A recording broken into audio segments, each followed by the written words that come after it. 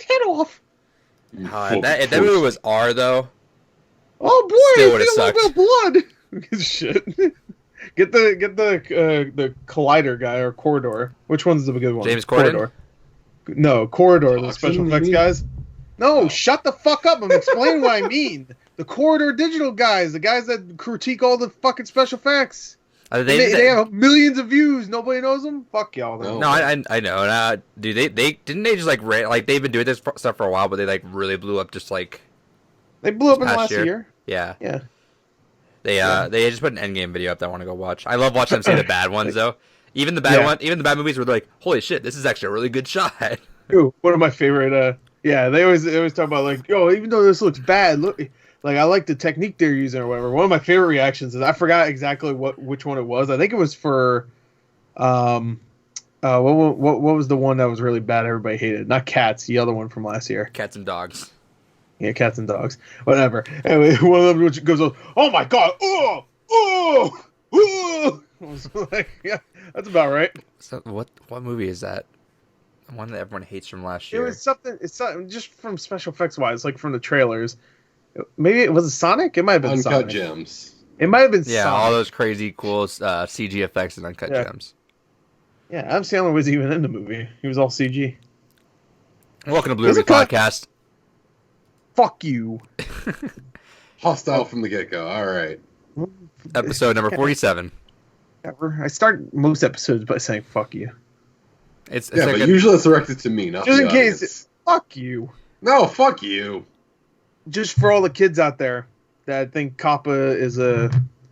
You should Kappa. give Kappa a shout out. Give Kappa. Also, there I you go. like how you don't have a poster back there because you're gonna show it off and what you get. No, what are you talking about? Oh, there's nothing Gordon here. picked What the worst happened? time If there to was just a get hole, that. if you had punched a hole and it was covering something this entire time, that'd be the funniest thing. If I punched a hole through this and like blood started squirting out, what would you do? Because me, I'd be like, whatever, it's a Tuesday, or whatever day it is. Yo, I don't care. go up to it. Just I don't Start know. drinking it. Ooh, I just start drinking it. Yeah. Blood wall or wall blood, either one. Punch a hole through it and just replays that clip of me just poking my head over the monitor looking at gore. What flavor Or- slushie you got today? What happens? Hey, what happens if I punch the wall and then in the background of David's you see a fist come through the wall? This is a lie. It's a sham. You guys could have killed each other plenty of times. You guys didn't want to do anything about it. Some say David's already dead. Deep down. What Some flavor stay. slushie Still you got? actually running to your house now. Some say, some stay. Hey, Show me that flavor of slush you got. melted. Melted Coke? Oh, my favorite Yeah. flavor. Coke's the only good one, bitch. Yeah. Nah, Legit raspberry. good one. Yo, if we did like Slurpee flavors We for should. like a ranking I'm down. video, I'm down. that's a good one. We should do that. Coke S tier all day. Perfect. Except We'll it'll do be that hard to as our find. own Watch Mojo style top 10. We actually have that. Yeah. Yeah. We invented it before Watch Mojo. They stole the idea. Yeah. It'll be hard to find a lot of flavors though that we can get our hands on, just because there's not that many Slurpee machines out there that do anything besides the cherry, Coke, and There's like 8. raspberry. There's like 8 in my Slurpee place. What's it called? 7-Eleven. Whatever. We can also do off-brand if you want. Like Those There like was a NBC sweet has, tarts like one 8. that I had like a couple months ago. So Huh? good. A sweet tarts kind I had. yeah, That that's was a still good here. one. There's a Mountain Dew one, obviously. There's Ooh, a you have a Mountain Dew one? vanilla sickle one. Yo, you ever had a vanilla sickle? I never had a Slurpee? Mountain Dew one. The Mountain Dew one's alright. I don't care for Mountain Dew. But... You know, and you talk shit on one of my favorite ones, the coffee one. I love the coffee one. Oh, coffee one tastes like garbage. That one's like Especially a when giant like Starbucks my- like frost. yeah, there's a coffee Slurpee. They got rid of it over here because it sucks. But pretty sure I'm the they only were one that liked fucked up. The fucking whoever was like replacing the Slurpee machines fucked up and kept putting the coffee one in the Coca-Cola one, and because they're both brown. Because I'm assuming that's why, because they're both fucking Yeah. brown. They're stupid, can't read the label. So they just see brown syrupy one and went, "No, that's it," and put it in there. It tastes like balls. I'd eat balls instead of coffee Slurpee. I liked it because it was like a giant. If there was a sweaty sack in front of me and the coffee Slurpee, I'd suckle on the sack of whoever that man is. Before you get too excited, David, it's not like shit Yeah, shit dark coffee that you like without anything in it. no, Okay. it's like dog shit coffee. No, it's like a mocha. Fuck you. I loved it. Mocha my nuts. I was like, oh, is it gonna taste It terrible? tastes like if they put shit in the fucking Slurpee. Like they had the ice and then they had liquidy shit. Hey, let's make a coffee one. How should we make it taste like we put shit in it? Just squirt shit in there. I'm Adrian. Got Gory here. Got David here. This is our video game podcast. Goes up every Thursday. Hey, if you're watching, leave us a comment. Say what's up. Yeah, leave a comment. I know probably at this point people already stopped. Retention is. I can't tell if we do better with like a cold opening and we just talk about whatever we want. Like, because I try to start the podcast while we're kind of like in the middle of a conversation, just to get the flow going. But I don't know if people like that or if they don't like that. They rather just start cutting straight to the point. But okay, let us know in the comments. If you don't comment, I'm assuming that you don't like it. Yeah, and just know you're probably the only one watching, so you'll have full control of the show in the future if you just say yes or no. Tell you what, if you don't like the cold open, leave a dislike on a random gore video. On a random. Hey, but if you really don't like it, go show up to David's house and break both his knees. I was gonna say his windows, but yeah, his knees work too. Nah, don't kill him. Just break his knees. Didn't you tell me there's no crime up there in Maine, pretty much? Statistically compared to like every other state, not really. So why do you sleep by like 7 guns? Because that's how I roll. He sleeps right by the trash too, I guess. I see that. I see your trash can. Can't hide it from me. Can you actually? Oh yeah, I suppose you can. Yeah. Why would you ask us? Like, why would we just randomly guess that you're by a trash? Yeah, I just guess. Yeah. Can't see that. David was one of the few people that gave me shit for using a car steering wheel lock when I was down there. Yeah. Why would you use that? I'm like, because I live in the fucking #1 state with the most car crimes. So I'm paranoid. He's like, oh, last time we had a crime was someone robbing a bank like 4 years ago. Okay. Nice little area up there. Nah, Maine's really low on crime, but very high on domestic violence, unfortunately. I think we're actually like in the top 3 for domestic violence. I don't believe that for a goddamn second. I would still consider that a crime, technically. Beating somebody up? I don't know. If you did that outside with some random person, that would be considered a crime. Let's see. This is a 2017 article. Let's see.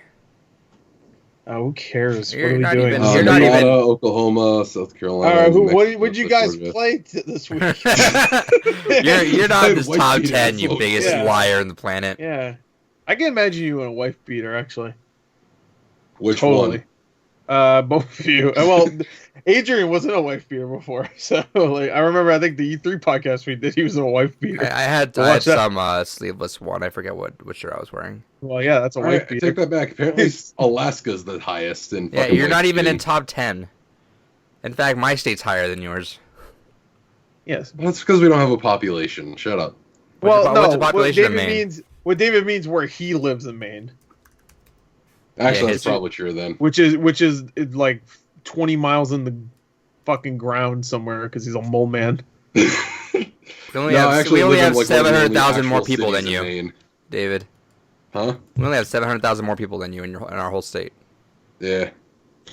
Stop talking. Hey, Gore, what'd you play? It's all proportions, man. I like that. All right, anyways, video games. That's a great quote. It's all about proportions, man. That'll be the podcast. It's all proportional. All right, Gore, what'd you play? I played What Remains of Edith Finch, which we're going to talk about later. Oh, yeah, this is our Games Gone By episode. I should have mentioned that. Oh, shit, is it? Yeah. What do you mean? You were talking about before. Shut up. This is our Games Gone By episode. For more clarification, Charles Barkley, Shut Up and Jam Gaiden is our next episode. It's going to land on the 27th. Hell yeah, right at the end of the month. The 26th, or the 12th of next month is still the TBA game, which we'll announce during that episode. And the one after that for March is going to be Watch Dogs 2, which I forwarded. Let me pick that up. But you can get the physical copy on eBay for $10, but if you don't care, the digital copy is $12 right now. Nah, I'd rather get physical. I'm going to buy it. Because you're going to like it. All right, sorry about that, Gore. Go ahead. What Remains of Edith Finch? We'll talk about that at the end during our Games Gone By segment. What else you play? Yeah, What Remains of Edith Finch. I played way more Devil May Cry 5. I'm like, I would say, You said there's 20 missions, right? Okay, I'm on mission 13, so I'm getting there.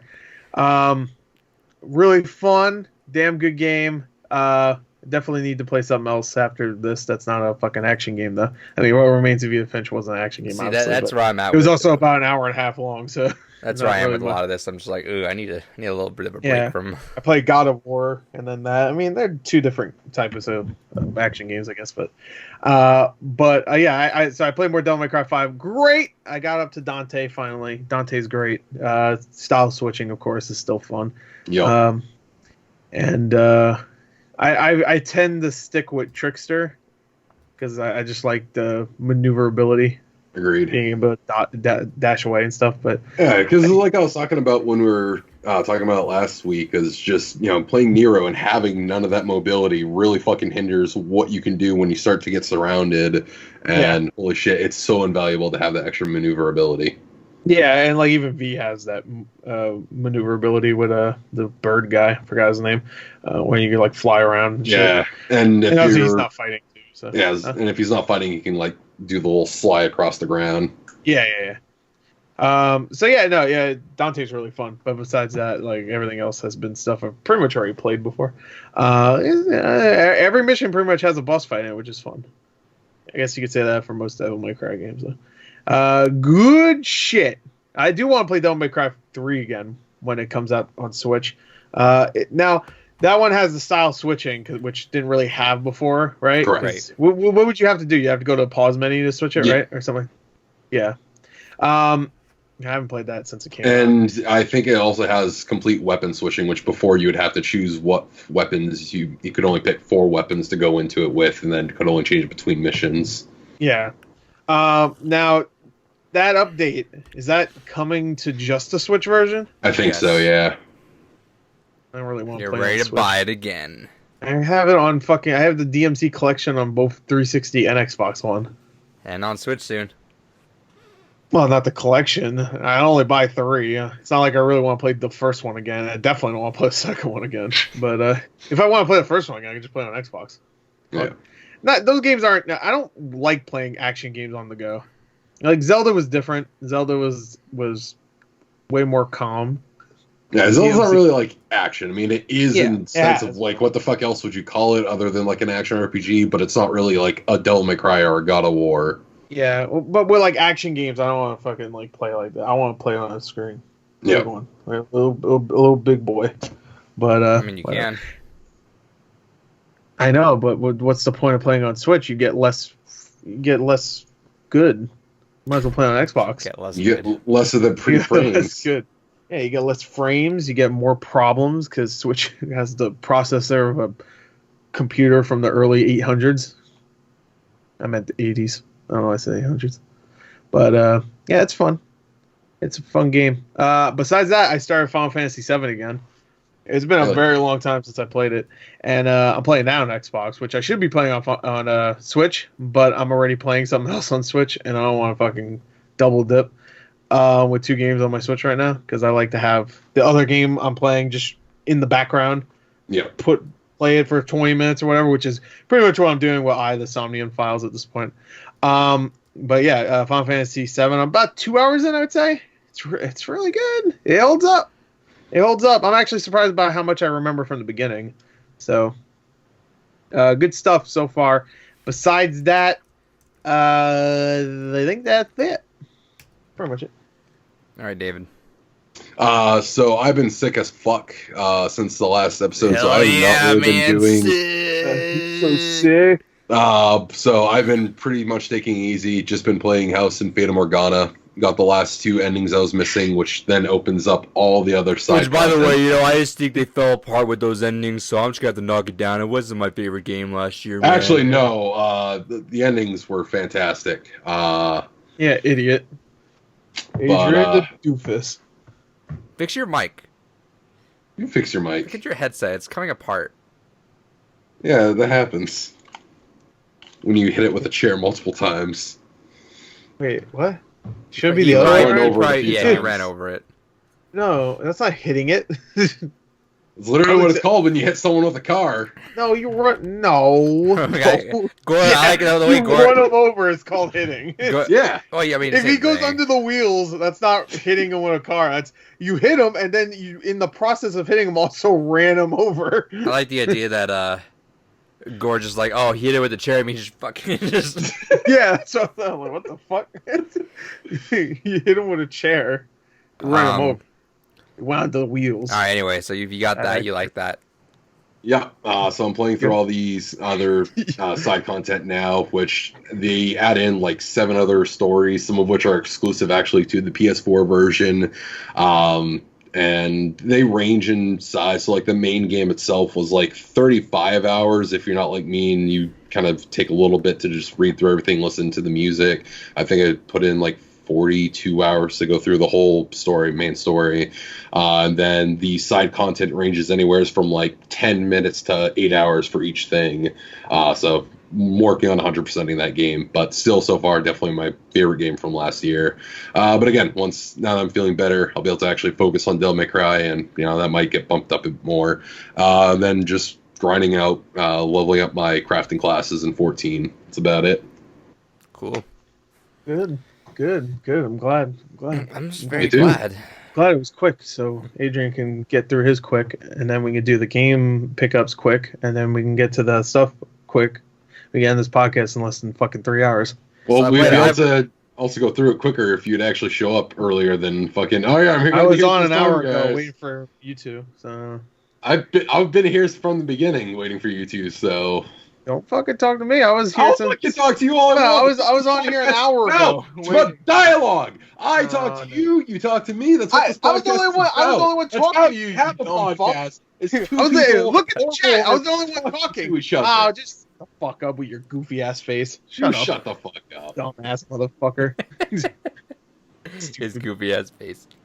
Fucking Nazi helmet thing on your fucking little hoodie. What the fuck is that, huh? That's from the Proto Men. You weirdo, fucking Hitler. Why do you have? Well, why do you have something that was like blended but like put next to your desk anyway and then not cleaned out? What the fuck? You got a bullet, bro? Or what is it called? Magic bullet or something? What'd you say, David? Because I drank it right before the podcast started. Why do you flip it? Because To get it's the- one of those thunder ones. Like Gore said, it's the magic bullet thing. Yeah. So you just start to shake shit in there, and then drink. Drink and then flip it again. Well, how else you gonna put it on the desk? Oh yeah, because you know. It stands. I mean, I guess it kind of does putting it like that, but it makes more sense to put it like that. It 'cause would there's make more sense surface to area. put it on the flat. Oh. Why is the trash can behind you? Do you drink that before the podcast? No, because I was trying to fucking make room on the floor, so I just threw it over there for now. Look at that giant thing of lotion behind you. Stop talking bad. He just looked behind. What? You saw my special lotion bottle? No, that's clearly marked. That's there. But, All right. Well, that's there for my happy time. I played a lot of like games. One a day. Call it the left-hand lasso. My Apple Arcade subscription ends on Friday, so I've been trying to go through as many of those games as I could. Played through Pilgrims, which is like a 45-minute adventure game where you kind of have like a card system you can use to make a character do stuff, which is kind of cool. I like that. Sneaky Sasquatch, which is like I played that for like 4 to 6 hours, I think, to complete. It was kind of like an Untitled Goose Game in a way almost, but like just like the way you're moving about and like the I guess the missions you have. But you go around stealing food, and then eventually you just make more money, and then you could start using that money to get more stuff. And then your ultimate goal is to find a treasure map, and you find those by getting all those like little objectives around there. That was cool. I like that one. Bleak Sword, which is like a 2 to 3 hour, no, it's probably 3 to 4 hour maybe. Game from Devolver Digital. Really cool art style. That's like a Nidhogg style like characters. But it has like kind of like that 3D pixelated map, where like some stuff like it looks like a tree that's still 2D, but it's obviously like a 3D foreground. Super cool. It's about you can it's just reading your opponents, countering when you can, slicing them when you can. I like that one a lot, actually. If you guys ever get a chance to play that on a phone, that was actually really good. Then those are the 3 that I beat. I tried other stuff. I wasn't feeling them. I played Secret Oops, which is like some agent game, and I was like, I played 2 games, and I'm good. I started Inmost, which I heard was actually really fucking good, but I didn't want to rush through that, and that's coming on Switch later this year, so I'm just gonna get it on Switch. And then Is it supposed to be like Lovecraftian inspired or something there? I don't know, but it's got like that. It's got that like it started off with a kid in a room. You have to escape the room, so it's going to be one of those kind of games, which is up my alley. And then I started Sidus 2, which I guess is like a Voe style rhythm game on there. Oh, yeah, I heard about that one. Yeah, so I'm gonna probably play through that. If I like it, I'll buy the first one. But I just started. I booted up. I was super tired. I booted up, and then it had this giant epic anime intro. It ended after like 5 minutes. I'm like, all right, I'll start this up soon. I'll play this probably tomorrow. Did that. I bought Coffee Talk. I started it. I was playing through it. I'm enjoying it a lot so far. There's a part right now, and I actually asked them on Twitter about this, where the soundtrack has a little crackle to it, and I guess they added a crackle for like a vinyl lo-fi style, but the crackle really grades me. Like, I just hate it. So I think I didn't try it, but I think I can change the music or what song is playing in the background in the game, so I'm gonna try to do that. If not, I'll probably just mute it for this part because I like this. I love the soundtrack, but that one specific moment, I messaged them. I was like, "Is this a glitch or is this intentional?" And they're like, "Let's ask our music guy." He's like, "No, it's intentional. You didn't like it?" I'm like, "Nope. I mean, I like the idea, but nope." Nope. Fuck you. Played more Luigi's Mansion 3. Fucking love that game. So good. Played more Resident Evil 2. I am now. What did I just do? Mr. X got the shit knocked out of him by William in second run. Yeah. So I'm right there. So I'm probably maybe like 2 hours away from the end, I think. Yeah. Hopefully. God damn, that was satisfying as fuck. I fucking... Ooh, I'm so tired of Mr. X now. I'm like, fucking stop appearing in the most fucking dumb moments for me just so I can just move on with this game. And then, nope, there he is. Big chillin'. And then, sure enough, he just gets the fucking torso knocked out of him. No, he didn't even get knocked. Yeah, he didn't get knocked, actually, he just got killed. He did. And as soon as that happened, I was like, alright, that's a good stopping point, but now I'm going to look at some reactions. Yeah. Because that wasn't in the original game, right? Or was it? I don't think it was. Well, that scene I don't think was, but I'm pretty sure there is a point where Mr. X stops following you. Right? I don't remember. I don't know. Because Mr. X is always a thing for Leon. That's Leon's nemesis throughout. Not nemesis, the character. Yeah. But I guess Claire is more Birkin. Birkin is the main bad guy for Claire. Which was a good switch. I actually don't remember. Now, is the nemesis in Resident Evil 3, is it similar to this? Oh, yeah. Except he's quicker and he has a rocket launcher at a certain point. So. Well, I don't know if they'll give him a lot more shit. Fucking Kool-Aid Man's around. Well, we'll see how he plays, and I have a feeling he's gonna be very similar to Mr. X in the new game, but we'll see. Meaning, I don't know if he'll have a rocket launcher. Better. So what did he do back then? He run at you, grab you. You tell. He had like little tendril things he would use to go ahead and pull you in. All kinds That'd be of one of his attacks. shit. He does that shit. Was it like annoying though, or was it cool? But the way they did it was. It was annoying, but it was a little bit easier because he had like a dodge mechanic in that game. So, it kind of evened out. Okay. Where, in original Resident Evil 2, just like in the remake, you don't really have. I mean, obviously, you have an easier way to maneuver, but you don't have a block or anything. Plus, if I remember correctly, there was no like warning for him. There was no like, all right, I hear him kind of coming. It was just you'd be walking around, all of a sudden he just fucking burst through into the scene. Okay. There's a couple times in the story it would be a cutscene and be like, oh, he just blew up the helicopter or something, and then you fucking he just fucking that's what he does. Otherwise, you'd be like walking through an alley, then all of a sudden he'd just fucking burst through a door that's adjacent to it and be like, surprise, motherfucker! Yeah. It's like, oh I think some music will pop up. That's maybe the only indication. But usually you'd see him first before the music. I went through all of Resident Evil 2 without like too many mishaps with scares. But Claire's campaign just this last run has got me twice where once I was in the art room, I put the hand on him, put the book on it, did that, turn around and the Licker and Mr. X show up in the same room right behind me. I'm like, oh, fuck. I had a flashbang on me that I forgot. Yeah, well, the Licker always shows up at that point. Yeah, Mr. X happened to be right behind me. He was like, hey, what's up, man? Yep. Yeah, because in the second run, Mr. X shows up way earlier. Yeah, so he fucked me up. So he punched me, and I was like, oh, shit, I have a flashbang. Let's see how this works. And it worked. But the last time, I'm playing with my girlfriend right now, and we had a moment where after the underground where we just got the parking garage key. Yep. And I went back down the elevator because I forgot about the elevator. So I'm waiting for him to come out. I was like, oh wait, no, there's an elevator here. Fuck it. Went down the elevator. I'm like, watch. Even though he was like outside the room that I was in, like, watch. He's gonna find a way to get down here. And I put the elevator key in there. I didn't even hear him in the sound. I think I was saying something, and I heard boom. I got knocked out. Ah! And I just screamed. And then that's when he had his angry walk, and he was just fucking hauling after you. Mm-hmm. That's good times. Great game. Mr. X, pretty good character. All right, that's all we played. That's it. Gore, what'd you get? All right, I'm gonna go through this quick. Oh yeah, he's a tired boy. No, I'm not tired. Tired as fucking long-ass David podcast. Oh yeah, I've been tired of David since day one.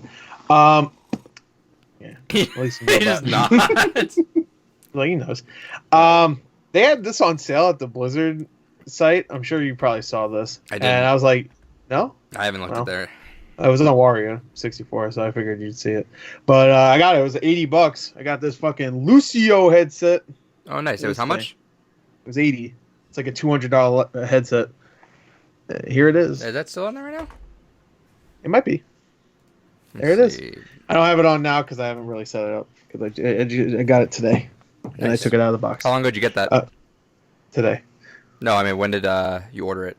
Today. It was really quick shipping. It was kind of slow, but it got here. I think Saturday? I think I ordered it Saturday. I think it was Saturday. It went back up to 230.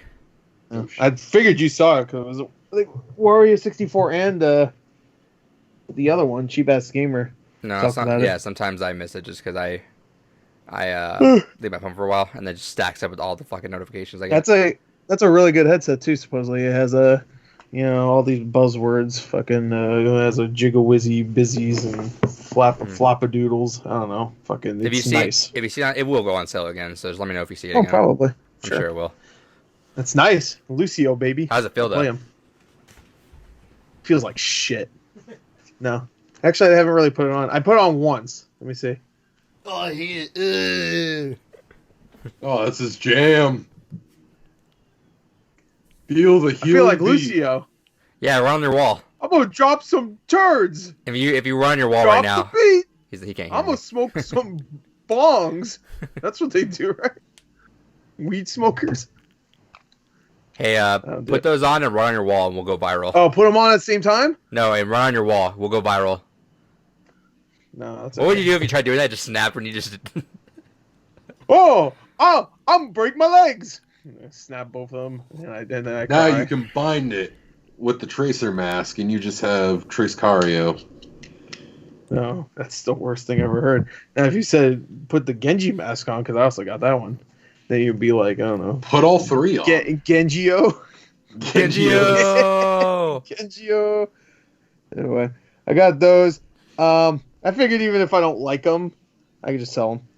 So, I don't know. I haven't really tried them yet, so I put them on. I was like, cool. And then I left to go see Birds of Prey. And then I came back, and now we're doing this. Anyway, they look nice. That's the only thing I get. I got my boy Mighty Gazelle on YouTube sent me this. So shouts out. He sent me this Booker DeWitt Funko Pop. This one I don't have. I have the one where he has the sky hook in his hand. This one he has a shotgun. So I'm saying this now because I'm gonna forget. Out. I'm saying this now because I'm gonna forget. I'm not gonna get into names, but I'm kind of upset looking at that one that one post you made about you getting blocked. That upsets me. Oh yeah. It upsets you obviously, but. Yep. Yeah. Yep. Especially since I said they were cringy in one video. and they fucking were. So like what I said was true, but I'm not going to mention names. Yeah. I didn't really mention. I mentioned names when people asked me, but I didn't put it in the comment. Yeah, we don't need to talk about it. I should have said their name too, because it really pissed me off. We don't need to talk about it, but I'm gonna forget mention that ever again, because I've always years. Say one. I have to ask you for the deets after the podcast. Cause I don't know what you're talking about. Sure, if you can remember, just because I forgot. They're not a huge channel, so, but it's a little upset. Be nice to your fans, everyone. I had no idea I was blocked too until I was like, I wonder what they're doing. I saw I was blocked from 2 different Twitters, so I was like, yeah, but personal Twitter and then their YouTube Twitter. I was just like, well, so it was obviously him. One guy didn't like me. All right. And I figured because he replied to me saying like he was upset that you always leave bad comments. I'm like, no, I fucking don't. You just notice all the bad comments. I'm like, whatever, fuck you. All right. What else you got? No venting. I got this. I was excited about this. I put up a whole thing on my YouTube community where I was just like, I didn't know this existed. Oh, did you get what I think you got? Yeah. And then I saw someone was selling it for like $50 on Mercury, which I don't even use. But $50 is pretty good considering they sell for like 70. So I was like, fuck it. And I got this Samurai Jack Funko Pop. And it's covered. Hell yeah. Of course. I bought a fucking protection in case of media. I would have been worried on Mercury too. Yeah, I got a good deal on there. I mean, 50. Which is still way more than I would like to spend on Funko Pops, but... Yeah, but those are like 2 of your best ones now. Yeah, look at that. Look at those 2. Yeah, Aku looks fucking amazing. Yeah, look at this. I looked that up on eBay like right after you mentioned that. I was like, ugh. They're pretty good. Anyway, also, like Adrian mentioned, I don't have anything here right now. I could tell, like, my light right there looks really bad. But I'm trying to figure out, like, a better light bulb here so this doesn't happen. Where it looks like I'm coming from the pearly gates right here. Where it looks like your Cloverfield paradox. Did you call me? Cloverfield paradox with your hand. What, the hand? The hand coming out of the wall. Getting the fuck out of here. I actually forgot that was even in that movie. I'm going to watch it again soon because I feel like I just don't remember. I couldn't tell you a single thing that happened aside from the hand. Right. Yeah. But anyway, the Stardew Valley thing is now... Here, let me see if you could see it. Retired, broken. It's over there. You can kind of see it. Hold on. I'm trying to... Right there. Oh, okay. That's it. It's over there now because I got something better. All right? I've been on I saw this too. Yeah. Oh, this? Okay. Yeah, it was I've been on an autograph spree recently, and I saw this. I was like, ooh, baby, I want that. And that I'm jealous of it. It's really cool. Bam, baby. Do you know who this is, David? You will sometime this year. One day you will when we do the Games Gone By. And you're gonna love every one of those characters. It's Alex George Stamos and Paul McCartney, Stamos, John Travolta, Elton John, and Elton John Cena, right there. You got the 3 best characters in that game too. And they're on the poster too. How much was it? A lot. How much do you think? Here, predictions. Considering, all right. Here, let me just say this, okay? Usually, an autograph from somebody like this would go for like $40 each. I'm gonna say 150. That's if you're at the convention. I was gonna put 150 as well. 150? I bought it for 100. So that's not bad. Yeah. Yeah. Were there multiple of those? There was 2 actually. You want me to send you the other one? Send me a link. I might be. It was from like it also has a. I didn't put the little certificate thing here, but it does have a seal right there, so it's authentic. And it came framed? No. Shit. It came really protected. That's why I thought it was 150. I thought it was framed too. Yeah, send it to me. I might want to buy that. That's amazing. I love that poster. I saw that poster in the background of your Oscar thing when you were like, "Oh, don't watch it though." I forgot I showed it in the Oscar thing actually. Let me see. But anyway, yeah, Alex McKenna, who voices Sadie, Roger Clark, who voices incredible Arthur Morgan. That game is so good. That game is so fucking good. Yeah, let's see. It should still be available. Yeah, it's still available. Yeah. Make an offer for 100. I did, and they accepted it immediately. I make an offer 50. Yeah, sure. Fuck. Yeah, fuck.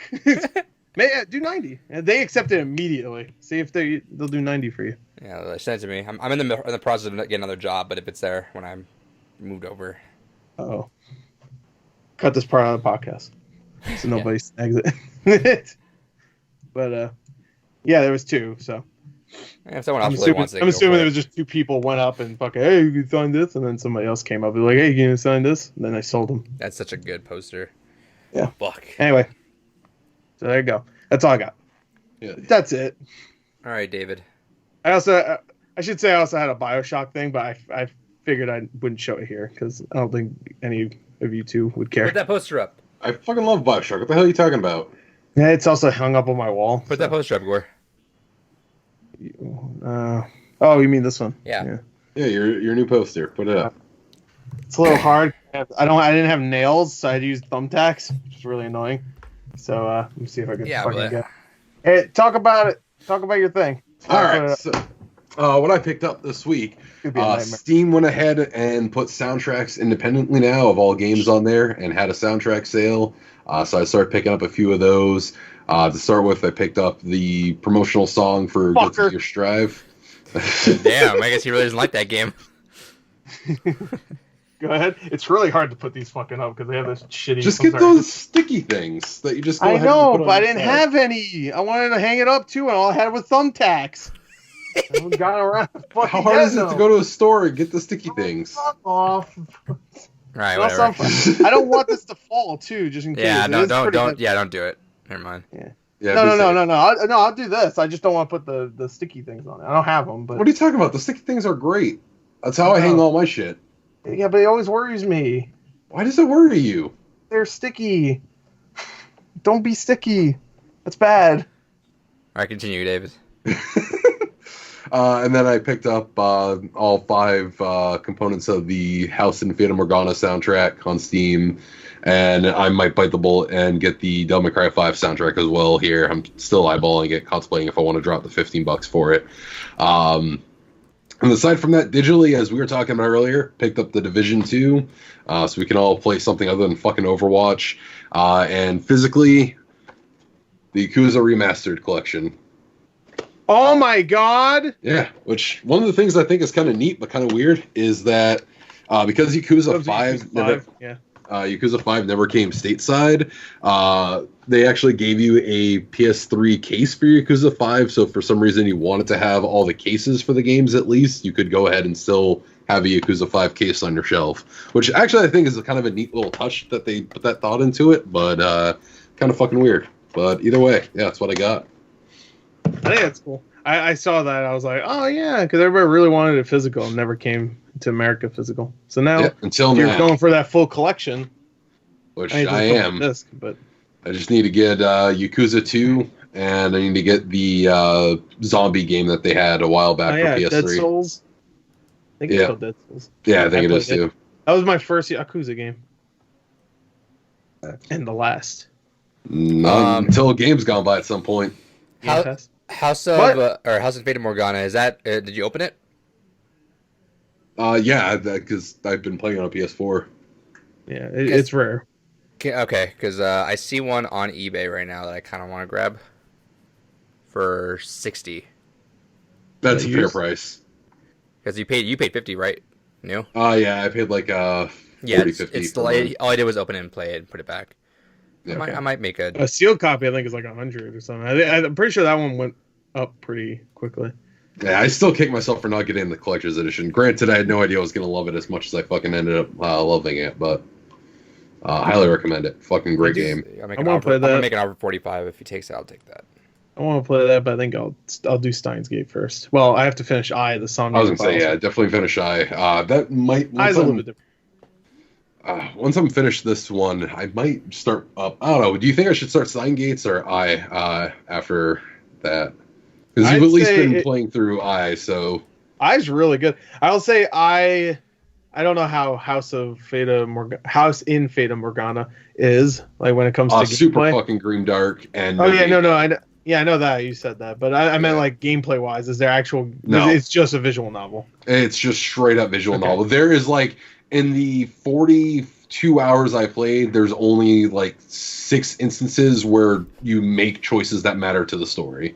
Yeah, Otherwise than that, it's all just straight reading. I is more like Phoenix Wright if you took the trials out and made them into dream sequences instead. Remember when people said walking simulators weren't video games? Yeah. Like, oh, you mean like what remains like, of Oh, Edith? hey, he accepted $45 for it. All right. Oh, hell yeah. All right. Oh, there you go. Guess What, for the autograph? Yeah. You'd be Just for the autograph. I would have been pissed. I'm going to offer that. I'm going to see what they say for 50. Yeah. It's like, fuck. I'll be really upset. All right. Anything else, David? Nope, that's what I picked up. Cool. It's going to be super small for me until March. Let's see. What did I get? Target had a buy 2 get 1 on board games and music and video games. My girlfriend needed to get GTA 5 for her nephew because I guess he played it so much it just fucked up, which that's a fucking... That doesn't even make sense. I guess that's a thing now. I had to play that game a lot, I guess, for that to happen. And then we also played No, a lot of games but too. yeah, like way more because like I guess he played it like religiously.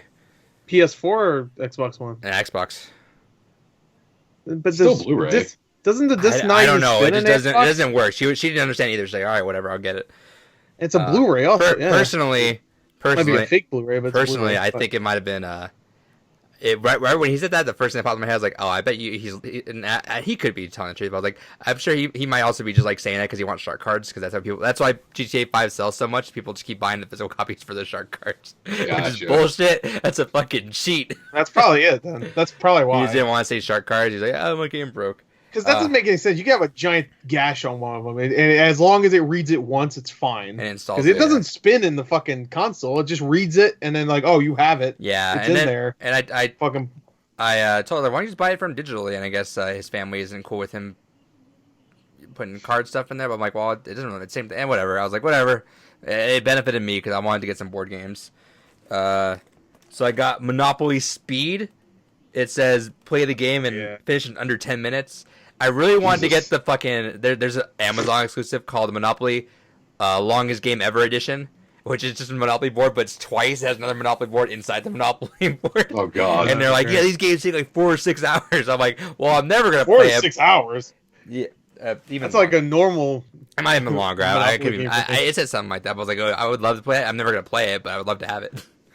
And then I saw this, which I really wanted over Black Friday, I think it was. I saw it at Target, decided to pick it up, was Xcode, which is like a game where it gives everyone works together, and there's a secret code everyone has to unlock, and you have to work around together, communication. I think of like almost like Bomb Corps in a way. So that's cool. What else did I get? Oh yeah, okay. I ended up buying another copy of this. That way I could take to Smash tournaments so I can play some games of it. It was another copy of Killer Queen Black. It's $8, right? Yeah, it was $8. And they swapped it over, so these are like new. I mean, they're GameStop new, I should say. Then ended up grabbing this. I was gonna get it on Switch. That when I get one of the GameStop, it wasn't in a Switch cover, and I'm absolutely never gonna buy a Switch game with the GameStop cover on it. That's not happening. So then I looked for this copy on PS4, so I grabbed it. Was Root Letter, and it was also in a new GameStop new. They just swapped it over to pre-owned, so it came with all the stuff in it, whatever comes in the day one edition with that. I wanted it on Switch. I also heard it wasn't great, so I heard it was all right. I didn't hear it was good. Yeah, well, fuck you. No. That's it. That's that. That's that. All right, trivia, boys. All right. Oh, I thought you said Cheerio, boys. I'm like, what the fuck? Pip pip Cheerio. Cheerio. I like modern British. Here. I like modern British slang better. Modern. Yeah, I like you taking the piss. It's my favorite. Just say no. Favorite. I'm like, ew. The fuck? You just say, you British bastard? Huh? Get this pain in you. I'll give you the shit. That's what I said. That's ours. You taking the shit? Oh. Why do you say taking a shit when you're giving it? Piss off. All right, we're doing trivia. That's an insult in Britain. For the record, neither of these guys are gonna like this trivia. I saw it pop up, and I know neither of them are gonna enjoy this, and they're just gonna be yelling out things that they don't understand, which I think is gonna be all right and funny in my mind. Maybe it's funny to you guys too. These two are not gonna like it, and they're gonna be like, "That's dumb. I don't want to do this." But I mean, whoever wins gets a point, then they'll be okay with it afterwards. So we'll see. And let me give you guys a. Find out. Can we get a point if we guess the game? No, I mean you guys are 100% know the game because that's. You'll see in a second. No, I mean guess the game before we even start. Yeah, you guys each get 3 guesses. And I'm not going to tell you guys if you guys are right or wrong, so you guys can guess overlap. That way you guys can both get the point. Oh, Kingdom Hearts. Give me 3 guesses. I'm not going to tell you if you got them right or wrong, and then I'll let the other person guess too. I'm pretty. I'll let go. No, he likes Kingdom Hearts, so it can't be that. Yeah, but I've also ranted about how stupidly fucking convoluted the story is. But you've played it, and I don't like it. I've made it very apparent I don't. I don't know why I'm. So you want to take back a guess? I know it's not going to be, but I don't know. I'm going to say. God, that's a good poster. Right. Fuck. What'd you call me? That's a good poster. I also just spent $45 on a game that I wasn't expecting to buy like right now. God damn it. Well, it was there for a little while, to be fair. So it'll probably still be there. And it's getting obviously different signatures too. Yeah. I'm trying to think what did. Yeah, maybe we shouldn't guess. I can't think of it. Yeah, let's just keep going to trivia. Okay. All right, Gore, get out of here.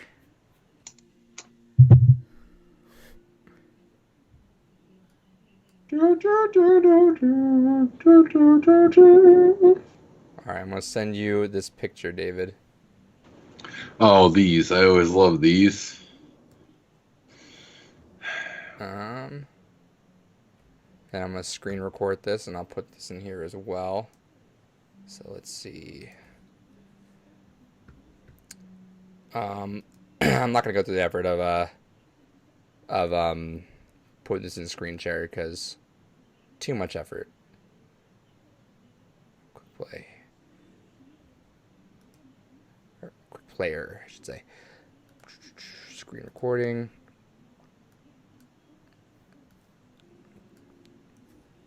Okay. How you been? Hyping? Huh? Huh? I said, how you been? Oh, how you been? I heard hyping, and I was like, what? Fucking hyping? Oh, not too bad. Just been... Why don't we do an audio podcast? Huh? Why don't we do an audio podcast? As soon as we get the fucking shit figured out. Stay tuned, everyone. Because I still need that torrent so we can start getting everything uploaded on dedicated channels, and she is... also, we need to confirm which one we're going with for the audio platform. I trust you, whatever you want to do. All right. This is called... Can you name all the racers introduced in the Mario Kart franchise? Oh, God. So, I'm about to... Let's see... where am I going to put this at? I'm going to send you this picture on Facebook right now. All right. It's going to be a list of all that. Obviously not live. And you're going to tell me as many as you can. They list the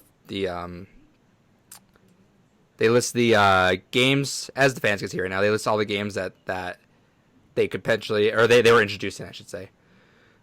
Desktop. But I don't have to guess the game they were introduced in, just the character introduced, right? Yes. But I mean, it might help if you see, there you go. Go tell me if you got that. Oh, God, yep. I got this Italian flag here. All right, you ready? You got 6 minutes. Which is pretty much going to be like yelling out Mario character names. Yep, basically. All right, tell me when you're ready. I'm ready. Go. All right, Mario, Peach, Luigi, Daisy, Donkey Kong, Shy Guy, Dry Bones, Bowser, Bowser Jr., Link. Wait, Dry Bones, Bowser Jr., Link. Me's. You said Dry Bones, right? Yeah. Me. Okay. Lakitu. Wario. Waluigi. Fucking... Did I ever say Boo? I don't know if I No. said Boo, but I'm saying Boo now. Boo is not a racer. Boo is not a racer. All right. No. Baby Mario, Baby Peach, Baby Daisy, Baby Luigi, Baby Bowser, You said, Metal. hold on. Baby Daisy. Baby Daisy is not a thing. Oh, wait, this is All Bowser Daisy. right. Baby Daisy is one. And you say Baby Bowser isn't? Well, Yeah. okay, that was Bowser Jr. All right, fair enough. Metal Mario. Okay.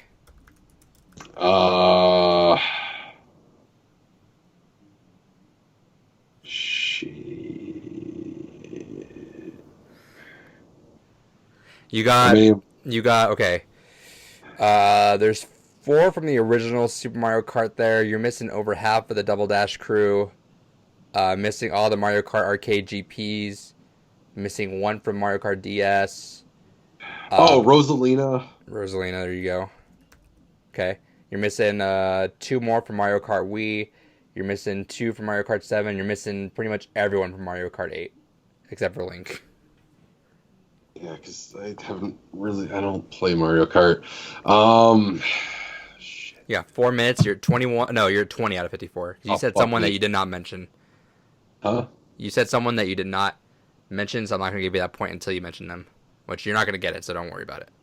All right.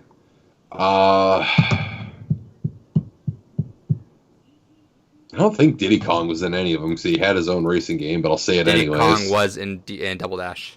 Oh, okay. Fuck. Now I'm just trying to think of who the fuck's in Mario Party. It's not a bad crossover to look at. What about the regular fucking Koopa? Koopa is yes. Yep. Oh wait. Oh, I guess not. He is. Koopa Let me. Troopa?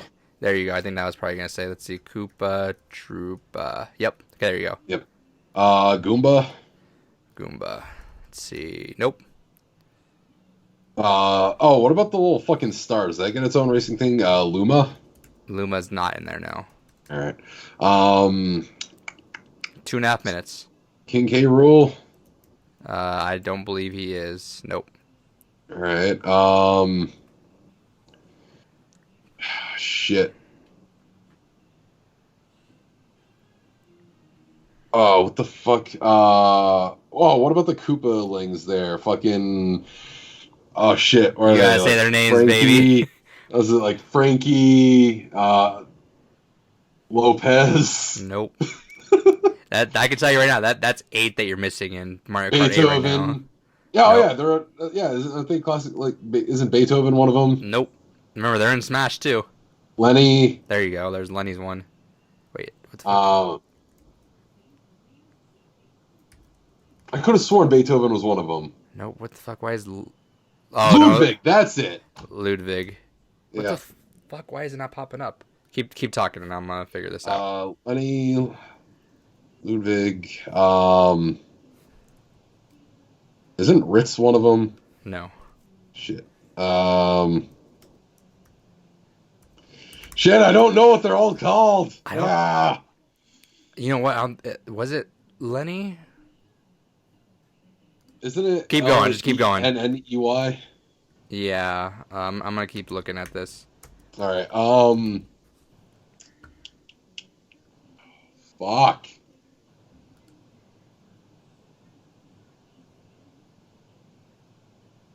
Donna.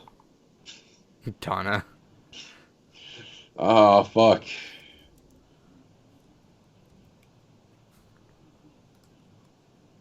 Let's see. Oh, didn't they add in Isabel or some kind of Animal Crossing thing in one of them? Yes, Isabel is one. Yeah, Isabel. There we go. It's not the only one. Villager, Tom Nook, I don't think he was in it. KK Slider. No. I I think that was it. There were more Alright. guest characters, but that was it for that. Yeah. Shit. Oh, wait. Who'd you say it was? It was Lenny or who? Lenny. Not Lenny, no. Okay. Larry? Larry, yes. Okay, Larry. All right. And Ludwig is one. All right, you got 10 seconds. Shit. Sakurai. Yeah. All right. You're going to hate yourself for some of the stuff that you just missed right now. Yeah, I know I am. All right. Let's refresh. It's like naming all the Pokemon all over again. Let's refresh and get another one going here. All right, wave them in.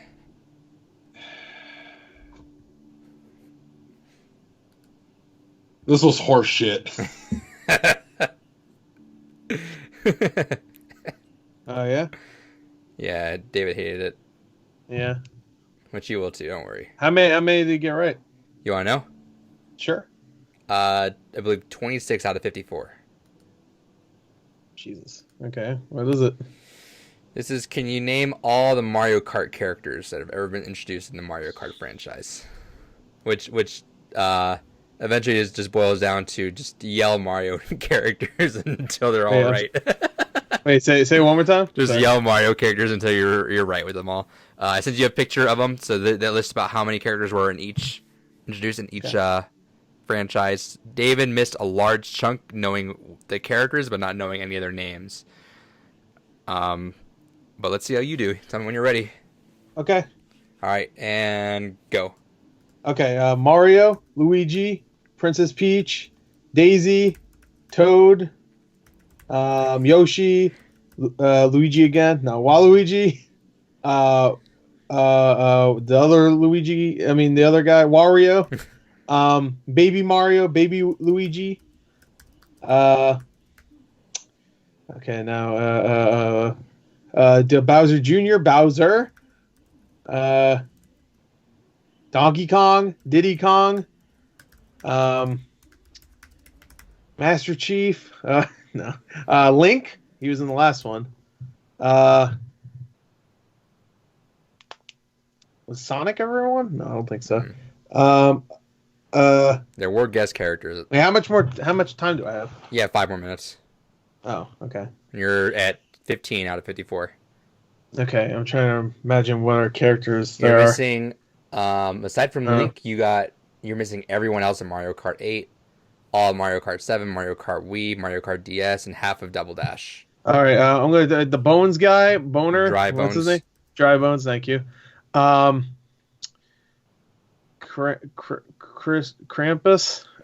Chris Angel. Chris Angel's Mind Freak. Sally. Rosalina? Was she in it? Yep. Okay. Pauline? Was she in one? No. No? Fuck. I said Toad. Toadette? I believe so, yes. Let me see. Yeah. Yep. Okay. You're missing 2 more from the first game. Koopa Trooper? Yep. Right? How about the cloud guy? Does he count? Lakitu? Is that his name? Yeah. Does he count? Lakitu. Yeah. Cutie boy? Does he actually count? Yeah, he was an actual racer, yeah. Oh, was he? I don't remember. You are missing 1 from the very first game as well. I don't think you're going to get that one. That one's a tricky one. Is he? Yeah. It's probably like... this Goomba. character, I don't think has ever come back. How about Goomba? No. Goomba, no. David tried that one. Larry the cable guy. Larry is one, yeah. I'm going to give you that. Oh, yeah, Larry. Oh, come on. That's You one of didn't fucking do that for me. He actually said right? Larry. Is all Bowser's kids? Larry, Inky, Blinky? No, I don't know. No, it wasn't. That was one of Bowser's kids, right? They're all named after like fucking Iggy. Iggy's one. Iggy. Fuck me. I don't remember. You're all named You after, the fuck out just now with Larry aren't the they all Cable. named after like fucking like rock stars and shit, right? After They're all musicians. musicians. I can't remember the other ones though. I know It's Iggy, not Beethoven, unfortunately. As Not David Beethoven. thought that one of them was Beethoven. Beethoven, Fran Drescher. Yeah, I'm passing you. Luigi's Death Stare. Does that count as a wonderful character? Wait, how many more do I have until I beat him? About what did I say you had? You had 26. You're 23, Gore. And you still have 2.5 minutes. Might win because I can't think of anything else. Kirby? Was Kirby ever in it? Mm. Larry the Cable Guy. Larry, fuck. I will say you got 3 that I didn't get, so You're only missing one that David did get. No, you got 2 that David still missed. David still had 2 more. yeah. I just don't know any of them from Mario Kart 7 or 8. They're in Smash. I'm sure they are. That doesn't help. Just think of that announcer. Giant Sonic. The announcer. You're missing pretty much everyone from Mario Kart Wii, half of Double Dash, and most of 8 still. And a couple in Mario Kart DS as well. How about Lenny? Is that our one? I think you're close. Denny. Lenny, Let's go home, Kenny? Denny. Grant. David Corn David actually knew Lenny, but its name was not Lenny. Leonard? Lori? Lonnie? Lamb? Yeah, Lamb? about 1 minute left. I don't know. Guillermo del Toro. I really don't know any other ones. Any Pokemon? Nope.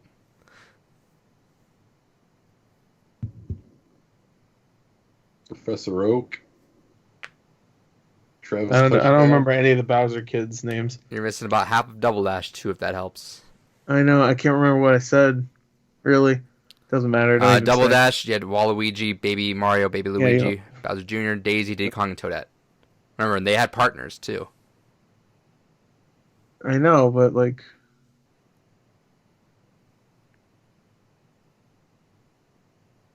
I don't know. Cranky Kong. Crank. Is he? No. Yeah. I would have been pissed. No. King No. K. Rool? No. David tried that one. 20 seconds.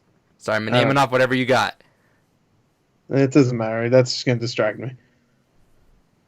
I don't know. All right. David, you win. Congrats. All right. Beethoven is not one, but Ludwig is. Ludwig. Yeah. See, you didn't even get it fucking German, right. it's Ludwig. No, it's Ludwig. It's Oh, well, I mean, German, you pronounce the W as a V. in this. It's Ludwig. That's the name, though. You're right. Well, either way, you won by 2, so you lucked out. Otherwise, I would have counted against that. Well, can I say something though? Sure. David never started his own recording. That's fine. Oh shit! Yeah, you. So I guess So I it's tied. should win. All right. Let me name off the people you lost. And the first game was Donkey Kong Jr. That was one that didn't show up. Double Dash, Birdo, King Okay. Boo, which you had Boo, David, but it wasn't King Boo. Gotcha. Paratroopa, which is the red Koopa Troopa that had the wings. Yeah. That was my main. And Petey Piranha. Okay. Oh shit! I think there might be a tie actually. What?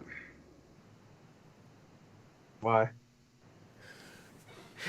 Mario, I didn't type this in. That's why. Mario Kart Arcade GP, Pac-Man, Miss Pac-Man, and Blinky. Are you fucking kidding me? Are you fucking kidding? Actually, I think that might be a tie. Because you did say Ludwig, which is not Ludwig, it's Ludwig. And Blinky. All right, well, maybe it's a tie. Let's see. All right, Mario Kart Arcade DS. You had Rob and Shy Guy in there. I forgot about Shy Guy. Mario Kart Arcade GP2. Mamechi? I don't know what the fuck that is. And you were close, Score. This is what I remembered for 1 second. Okay, Mario Kart Wii, Baby Daisy, Baby Peach, Dry Bowser, Funky Kong. That's why I typed that in. Me, Wriggler, Honey Queen, and Metal Mario. Metal Mario. Mario Kart 8 had Morton, Wendy, Roy, Ludwig, Lemmy, Lemmy. Okay. Pink Gold Peach and Baby Rosalina. Tanuki Mario, Cat Peach, and Villager Isabel and the Inklings. Wait, did you count it when I said Villager? Yeah, I'm just reading off because Yeah. of Gore. Reading the ones that I didn't Yeah. guess. Let's see. Who did you miss? Yeah, you just missed the Inklings, which were the other ones. All right, so I guess that's a tie because Blink got. I don't think. It's fine. Just let him win. Fucking stop. Fucking calling. All right, Who keeps calling me? tell him to stop. Texting me is what I mean. Anyway, just let him have it. It's fine. But if he wins at the I end, don't need the fucking point. but if he wins at the end, he's taking it back though. Huh? But if David wins by 1 point at the end, you're gonna take that back. He's like 8 points behind or some shit. The current standings are 36.5 for Gore, 28.5 for David. So got a good lead Don't there. even have enough time. We have like 7 more shows. What the fuck? Yeah, who knows? Maybe there'll be one more revenge. But I mean, revenge didn't work out for him last time. Last time it was a stalemate. Yeah. I say occasionally we do like the multi-point ones, so who knows? Yeah. Possible. Yeah. I guess so. I guess you could just be like, oh, well, look, he's like 10 points ahead. This one's worth 11. Like, if you get it, name all the Fire Emblem characters. I'm like, oh, fuck. And then Stop Gore, fucking calling me! and then Gore wins by somehow. So David's just behind 30 points. Right, fucking just throw his phone away. All right. Everywhere I put it, it just makes too much noise when it vibrates. Hell yeah, brother. Just eat it. That's not even a sex thing. Who cares if it makes too much noise if you're sexing? You're sexing. Anyway. All right. News. Nudes. We did that last week, Gordon. You hated it. No, I say nudes every time. I'm not fucking stopping because you're going to put some porn shit in here. All right. The first story is Warcraft 3 Reforged can be refunded no matter what at the time of purchase or if you played it. Even if I didn't buy it, I get refunded no matter what. They'll just give you money because they said sorry. Oh, yeah, man. Yeah, so Good. finally Blizzard got fucking browbeat into that. Holy fuck, that monstrosity. I'm on the fence. I about don't even refunding know my what's copy. wrong with it at this point. All I Basically, hear is it sucks. That's it. they took out a shit ton of content and they backdated it so that if you have Warcraft 3 regular and you connect it online and it patches, it also takes out the content from the original game. And despite the fact that being a remaster, they somehow made it fucking buggy to where just assets don't load in. And it's like the kind of like Maya blobs, like the pink and black boxes that'll appear on things. When they advertised it, they had redone cinematics for the game where it actually looked like proper cutscenes. And then when the game launched, they went back to just going ahead and having it be like Warcraft 3, which was just in-game models talking to each other. Absolutely fucking horse shit what they did with that game. Now, and that sucks, obviously, but I think the most egregious thing is that you just can't go back and play the old one. I mean, luckily I can because I have the discs, so... No, not even that. Not even that. He looks at the disc that says remastered on it. Yeah, it randomly just developed remastered. Oh, it's like Berenstein and Berenstein. Which one was it? Doesn't matter. It's remastered now, bitch. You're in the Berenstein universe. You're in the remastered universe now. They're remastered. Oh, shit. The original game was called Remastered for some reason. But yeah, so as long as you just don't connect it online. Also, they did a stupid fucking thing. They now have it in their terms of service for the creation kit mode that they own the rights to anything you make in there because they're so afraid of another Dota situation happening that no, any custom content you make for this game we own entirely. It's ours. I would love it just said like we're also going to steal all your personal information too to use for whatever. And sell it to China. And sell it to China. Tencent. Doesn't Tencent own Blizzard or something like that? Yeah, now. Yeah.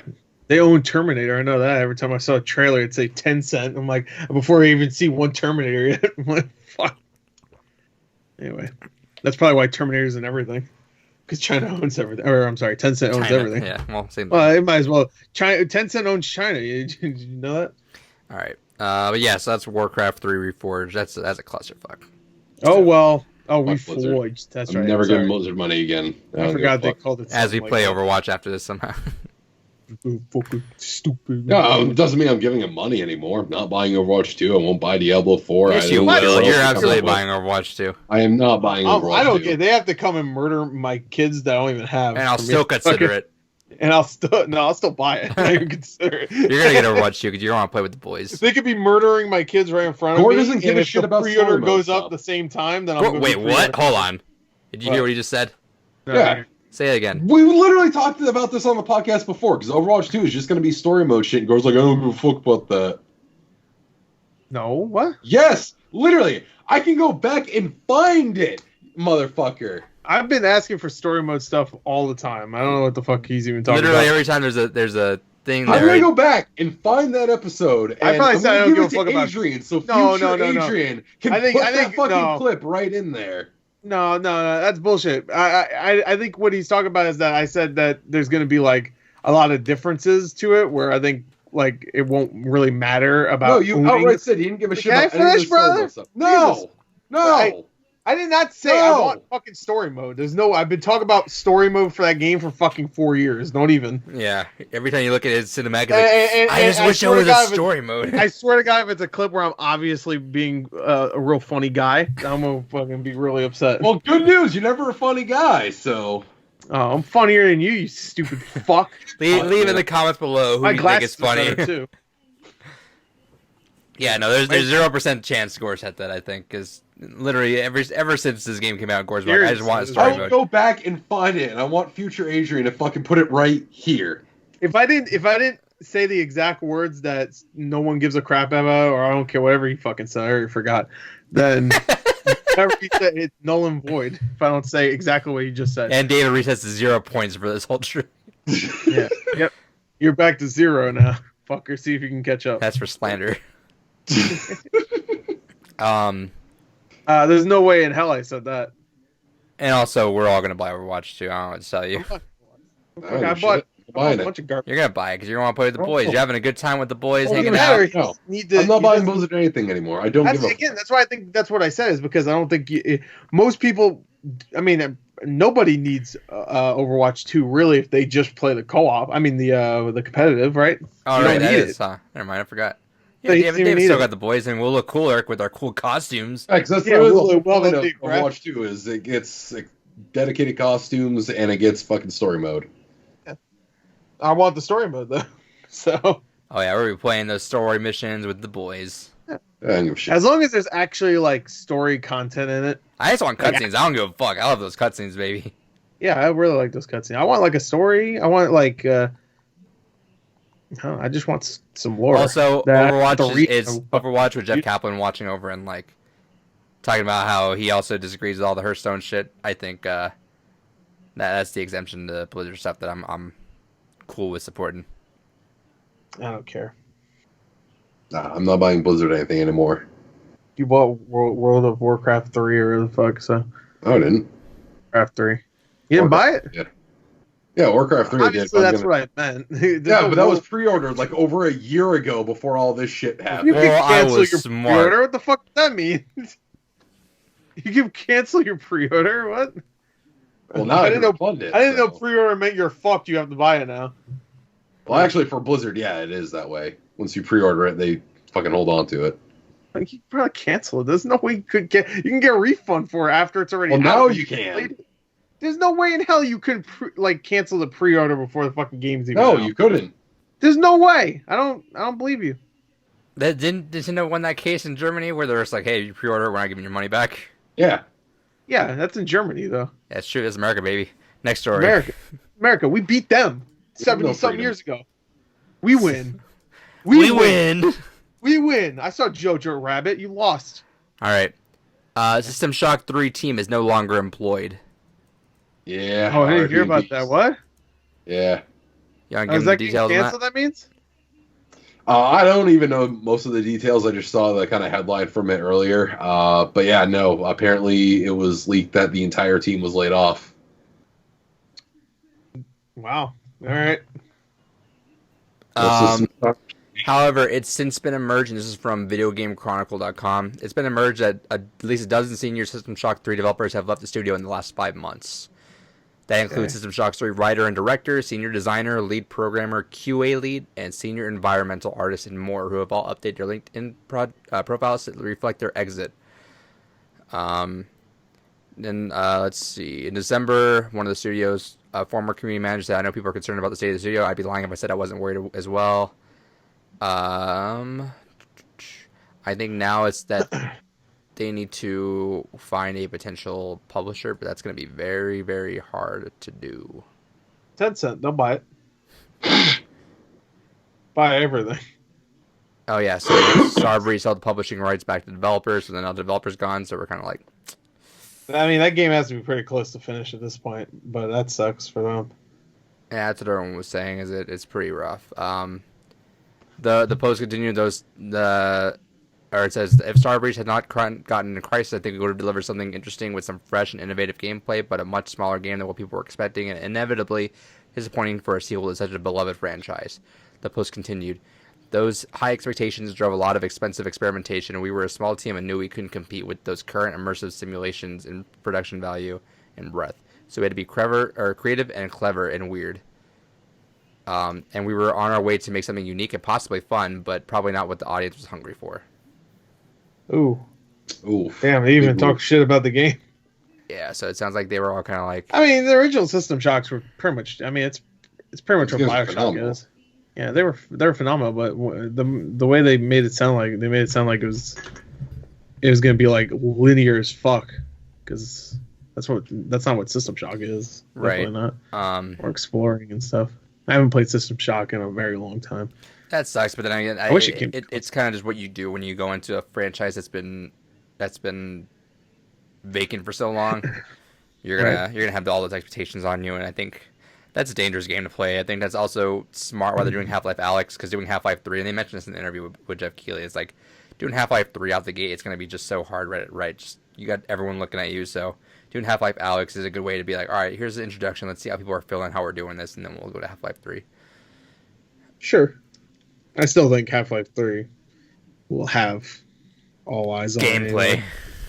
Well, I think it will have at least one gun. One, maybe two. All right, next story. And there will be a head crab, at least 4. Well, one thing I want to say, though, isn't the System Shock 1 remake still getting made?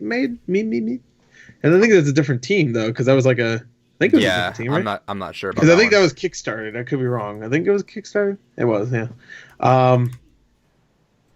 I would like to know what's going on with that, because I don't think I've heard about anything about that in at least a couple years. Because we just got gameplay for System Shock 3 last year. Unless that was the remake. I don't know. I don't follow with System Shock remake just got gameplay a couple months ago, actually. Never mind. Anyway. Take that back. I take it back. I didn't see it. Didn't know. Didn't see. Didn't know. Didn't see. Didn't know. Next story. This one's the one that Gore might be okay with. By the way, actually, let's wait. Just I'm gonna cut you off real quick. Shut up. Don't ever talk again. In Jam. No. What Nightcrawler. Nightcrawler.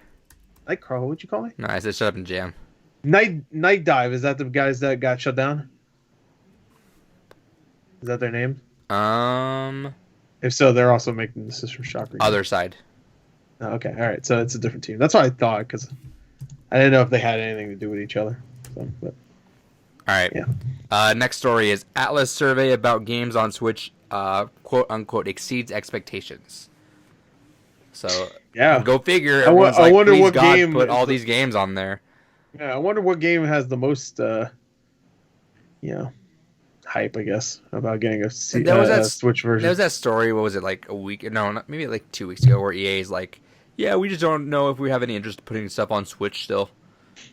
And every other company is like, no, fuck it, let's put our things on there because they sell better on there. I think it's because every time they put things on Switch, it sucks ass. Because it's all the sports games and they're half ass. Now I've always said but that's their big games. But they're half ass. Like what was it? Like remember FIFA? I remember was FIFA on Wii U, I think. or something. It might even been on It was I don't FIFA know. on Switch. Was it on Switch where it's like It was the last year's one was fucking garbage. I heard. Dude, It was like it had like a 40 on Metacritic. I was like, Jesus. I've always said this is if they put like an increased focus on their games, some of that shit would have been so cool. I think on the Wii U gamepad, I think stuff like Madden would be fucking amazing if you were just like drawing plays in the gamepad and throwing them up on the. That would have been incredible. Like I would have fucking bought the shit out of that. In just a fucking like what was it? NBA 2K18 does pretty well on Switch. Everyone likes that. Fucking just make a good sports game on there. It's gonna sell. Like why would people not buy a good make an sports game? exclusive one for Switch. Yo, if they were smart, they bring back fucking Fight Night. If they were actually smart, they would bring back all the street games because I think those would fucking do amazing on Switch. I think. Sure, but especially the basketball one. What was it called? Street? NBA Street. They're called Streets. NFL Street. Bring all that shit. I think NBA Street would because even on PSP, you ever play the PSP NBA Street? Hmm. I think it's called Showdown or something like that. It was just really good. It was like, oh my god! I mean, the loading times were like fucking 5 minutes each game, but it was like when you're playing, I'm like, this is great. I just think there's a market that EA's okay. So what was it? EA had that. I think we might have missed it. It was last week. It might have been this week. I didn't put it in the docket. That they have 17 games, I think, or something like that. They're putting out this fiscal year. They're hunkering down. That's also we're not going to talk about it, but the Anthem's getting a reboot, which is cool. Good for them. I'm hoping for like a No Man's Sky turnaround. That'd be dope. I want worst game of last year awards would be ridiculous then. Huh? And I got every game's like they're already ridiculous now. This 5 just, out of 10. That's the worst game. Like you didn't play fucking bad games if you think Anthem's the worst game last year. I agree. They're trying to make a statement. They're trying to make a statement, but every single person made that statement. I'm just like, well, fucking what? I mean, what are we doing here? I just have a pet peeve when people call something bad, but it's like not a thing. It's if you personally think it's bad, that's whatever. Maybe it wasn't your taste, but to call it objectively bad when like there's actually bad games that are coming out or movies, it extends to movies and music. Something could not be your taste, but when people extend it as bad, as a pet peeve of mine, where I'm like, just at least give it credit for what it was doing because there's actual shit out there that's just like actually not good. But Contra looks a million times worse than that Anthem game. I'll tell you that. I didn't play either, to be fair, but and you have it too. I have both. You both of them. Yeah. EA has all those games coming out. I'm just hoping I would love for EA to fucking kill it one year. I want EA to be like, Bad Company. Let's bring back the Street series. Let's do all this stuff. I want Fight Night. I was gonna say Fight Night on Switch and just give it like a Punch Out feel. Like just make it like a different game now. Make it Punch Out. I'd be like, oh, fuck, because Arms was not Punch Out. Arms was great though. I love Arms. Yeah, Arms was fun, but it felt like they were trying to make like if Punch Out was like a straight up like 3D fighter, this would be. I'd be like, we should play Arms again. Oh. Arms is fun. Arms was fun, I should say. I played it for like 5 hours the first day, and then the next day I was like, I'm already kind of bored of this, and I never played it again. It's very interesting the more you get into it, but yeah, I just want EA to do well. I just want EA to come back in and just kill it and just do all this good shit with it because they have small little hints of doing really well. You have Respawn that's killing it. That's it. Yeah, Respawn. They have small little hints. Respawn. You know what? To be fair, EA also had BioWare back when they were still, like new under EA. They had Unravel, and then we saw, and they were making great games, and then we saw how like time went with that. So just give EA some time with Respawn, and they'll be terrible too. So just give it some time. They need to dilute it. Your mic's muted, by the way. Man, I've been talking so much shit. I seen you talk. You move your mouth, but that was when like Adrian was talking, so I was just assuming you were getting cut off. No, it's just oh man, like there's so many just good things that EA has. They also got the story today that they're giving Need for Speed completely to Criterion.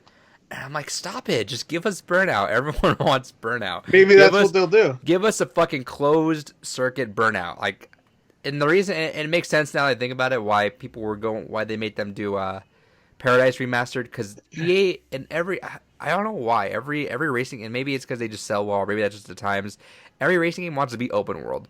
Forza, Need for Speed, Need for Speed was open world for a little while, to be fair. Since like Underground. But then we got The Crew. We got all these stupid games that are all like that. I'm just like, I just want a really good don't even have to go like. Well, I guess they're gonna have to if they put all that production behind it. But it's like I just want a really good closed circuit Burnout. And apparently, like Need for Speed, what was it, the last one? The Most Wanted was like pretty much a Burnout game. But I'm like, that was like last gen. Yeah, but people were saying like, when they were kind of going into it for the first. I remember that too when they were kind of. Deep because it was made by Criterion. So. I also heard mixed things about Heat, so I might give Heat a shot. But I heard Heat was okay. Yeah, that's what I've heard too. Some people like it, some people hate it, but some people that means it's the best Need for Speed since Most Wanted. Dude, am I crazy? Is the Need for Speed is that title still like gangbusters big? Then why are we just not swapping them to Burnout? Like I feel like Burnout. I mean, you can tell Need for Speed the last one wasn't big because they announced it I think 2 months before it came out, 3 months maybe, which I was like, well, that's a really quick turnaround for fucking announcing it and then it coming out. Yeah, they didn't announce it at EA. I mean, E3. They didn't announce it at E3. They announced it I think a couple months after E3, and then it came out 2 or 3 months later. I was like, whoa! They just want to shovel that shit out. It's just why are we so focused on Need for Speed? I get because it was a bigger it's been a bigger franchise than Burnout, but it doesn't have the carry the weight of the Need for Speed did back way back in the day. Yeah, it's back from the PS1 days. Swap it over to Burnout and let's just get a fucking sick ass next gen Burnout, dude. Can you imagine a next gen Burnout 3? I can imagine it. It's kind of, you know what? Get the guys that did Wreckfest to do it if Criterion ain't gonna do it, because Wreckfest is amazing. Problem with Wreckfest is it's a as the title would suggest, it's just all about wrecking. It's not a racing game really. But when it comes to wrecking, that shit is woo. Yeah, it looked good. I'm sure. I still want Criterion just to go back and just make a fucking baller Burnout. But Criterion's made a lot of. I mean, they even made that one sports game that never came out, right?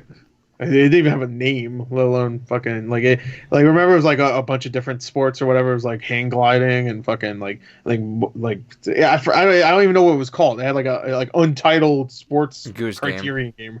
Untitled Goose Game. Criterion makes Untitled Goose Game. Yeah, that'd be fun. I guess I don't know. They haven't made a good game in a little while, but that sucks too. Because dude, Criterion was then they made Black. And that was actually pretty good for this time, too. Alright. I liked it. It was fun. The sequel sucked my ass. Sequel? Yeah, it was a spiritual successor. It was a body count. That game sucked. It wasn't made by Criterion, though, was it? No. Dude, thank God. I don't know. It just sucked ass. I remember playing Black on the OG Xbox. I was like, God damn, this is fucking... It looks incredible. It had some amazing sound. I'll say that. That game has, the gun sounds were really nice. I just get sad thinking about because, dude, Burnout's one of my favorite franchises, and I was, so excited to hear a remaster, but it was Paradise, and I'm like, I like Paradise, I'll take whatever I can get at this point, but Paradise is not the ride I want. Go to Revenge. I love Revenge, too, so fuck it, go to Revenge. Great. But if you can, just one day. The only reason why I just want one day fucking Burnout 3 takedown in Super HD, all remade. Whew. I'd take if they just made Need for Speed and just call it Need for Speed Burnout, and it's just a Burnout game. Oh, that's incredible. That's a good fucking subtitle. That's a good crossover. Yeah, Need for Speed. That'd be Burnout. Great. Just fucking do that then. If you can't, if for some reason you want to make a Burnout game because you really want the Need for Speed name, because you think that has a bigger. Fuck it, Need for Speed and Burnout. Fuck it, that's the full title. That's Need for Speed Burnout card. I wonder if they thought about that because I'm like, just do that. Speed Burnout? Now I'm all for that. Yeah, and then do a sequel, and then Need for Speed Burnout, and then just make that the thing just from now on. And then make it open world, and then fuck it all up, and then we're back at fucking point A again. I mean, point. Every aside from simulation racers, everyone's afraid to do closed circuit racing, but I'm like, just do it. Wreckfest is good. It's not a racing game, but it's a closed off thing, and that did very well. I mean, it took a long fucking time for it to get made. I remember Mayhem 3D, and I think that game does have racing, I should say, but the only thing I play. Whenever I play is the wreck part. Remember Mayhem 3D? Oh yeah, that fucking with the black and white racer thing. I like that one. It comes with 3D glasses. That was a lot of fun actually. I had a lot of fun with that game. Yeah. I got that to review. Cell shaded also? I think so. Yeah. Was it just black and white? No, it was cell shading. It had a Mad World look to it. Mad World, yeah. Yeah, that was one of my Final Smash reviews. I actually had a lot of fun with that. I didn't know I was getting that. That was one of those really obscure games, but I got that. I was like, God damn, this is actually a lot of fun. I like it. Do that. Need for Speed. Do that. Need for Speed Mayhem. Yeah, these all sound like good subtitles for it too. Yeah. Okay. Call of Duty. But yeah, so Atlus. If you want to sell, call it Burnout Call of Duty. Yeah, make it like the last call it Metal Burnout game they did. Remember that Fortnite. Remember that one EA where they did a crossover level with PGA and Battlefield where they had one of the levels on the Battlefield. Oh yeah, I do remember that. Yeah, I remember seeing a trailer for that where it was just like you see like whoever it was. It was golfy and then they go to like broken battleships everywhere. Yeah, that was fun. I remember that. Crossover more EA and then do good finally. Yeah. Atlus EA has done a good job recently of fixing their shit. So, like Battlefront 2, I heard is great now. The new Star Wars game is good. Apex Legends is great. I mean, that was how's Battlefield sounding right now? I heard Battlefield. Oh, Battlefield, I heard is really good now. Like, I Battlefield 5 wasn't bad. It was just that it didn't have any content in it. It was the problem. So now, after like a year and a half, it has content. Is Battlefield installed for you? Yeah. You want to play it sometime? And Battlefront is installed, both of them. You want to play Battlefield sometime? Sure. Let's do that soon. Yeah. Also, Atlus, port all your shit. We'll buy it. Fuck it. Oh, yeah. Atlus. Yeah, Atlus went ahead, put out a survey, and they're like, hey, guys, would you want, like, our older Shin Megami Tensei games on Switch? And the response was so overwhelming, they closed the poll 2 days early. And they're like, oh, I guess you guys would buy it. All right. Shit. I don't understand how some people are just... And I get that the internet's an echo chamber, it's like... that sometimes you get a lot of shit that you just don't know. Like, I understand why 14101 did that, because only, like, 50,000 people bought that game, so it's like, I can understand that those 50,000 people would want ports, and maybe Platinum was like, we don't know, we want to do this, but, like, Persona, and then on Switch with Joker, it's like, I feel like this is the most fucking blatant, just do your shit, like, just do it. Whatever Sony's paying you, break the contract and go make a fucking billion more dollars on Switch right now. Fuck it. I don't get it. And especially where there's so many games that are just kind of lost to time in the sense of just they've never really done remasters aside from Persona 3, 4, now 5. God, can you imagine a full remaster? Like, actually, not just like update, but I'm talking like remastered of 3 and 4 and 5, like all together in a bundle. Sell it for $500. Fuck it. Yeah. I mean, I'd be more excited for the fucking PS2 era ones of fucking Nocturne and Devil Summers, but goddamn. And Digital Devil Saga. 3 and 4 were also. 3 and 4 were PS2 era. I don't care about those. Yeah, those were PS2 games, fucker. That didn't happen. No. Don't they were shush a me, I'm PSP here. game and they were a Can't PSP get rid game. of me. I want your fucking nightmares, bro. I thought you were gonna say I want your kids. I'm gonna eat your kids in their sleep because I'm the devil nightmare. I know that. Well, I can afford all this stupid shit. Yeah, fucking broken headset, a blender, trash is filled up. Some dumb sheep character, a poster you got from Wish. I like how anything from Wish. What the fuck? I like how on that whole wall to your right, David. There's just one small canvas. Oh, yeah, okay. I thought you were talking about the little painting. Dot on the. There's like, is that on my? It's my own. Never mind. It's on my computer screen. No, I just like how there's it's on my computer screen. One small canvas. It's in the middle, like not even placed like appropriately or well, or just it's just in the middle. It's oh god. What are you doing? Yeah, it's just a little abstract painting I have that I thought was kind of neat. Why is it so high up too? That looks weird. Because maybe like right more in the middle or something. Well, no, because I have my workbench for my soldering and stuff there, so it's just kind of like a neat little thing to look at while I'm soldering. Why don't you put it behind you? Like why don't you solder outside like a normal human? I don't own land. I own a tree. I own land. You're in a house. See my house. I don't have land. Wait, where's the tree? Behind the house. Land. Was it in concrete? No, it's just the way that my property line works is that basically there's like a tree that is on my property, but I don't actually own like the land in between me and the neighbor. No, he doesn't. Do you have anything else? No, I have my house and a tree. A parking lot? Anything? No. Not parking lot, you know what I mean. I like how your podcast recording group is also your solderer.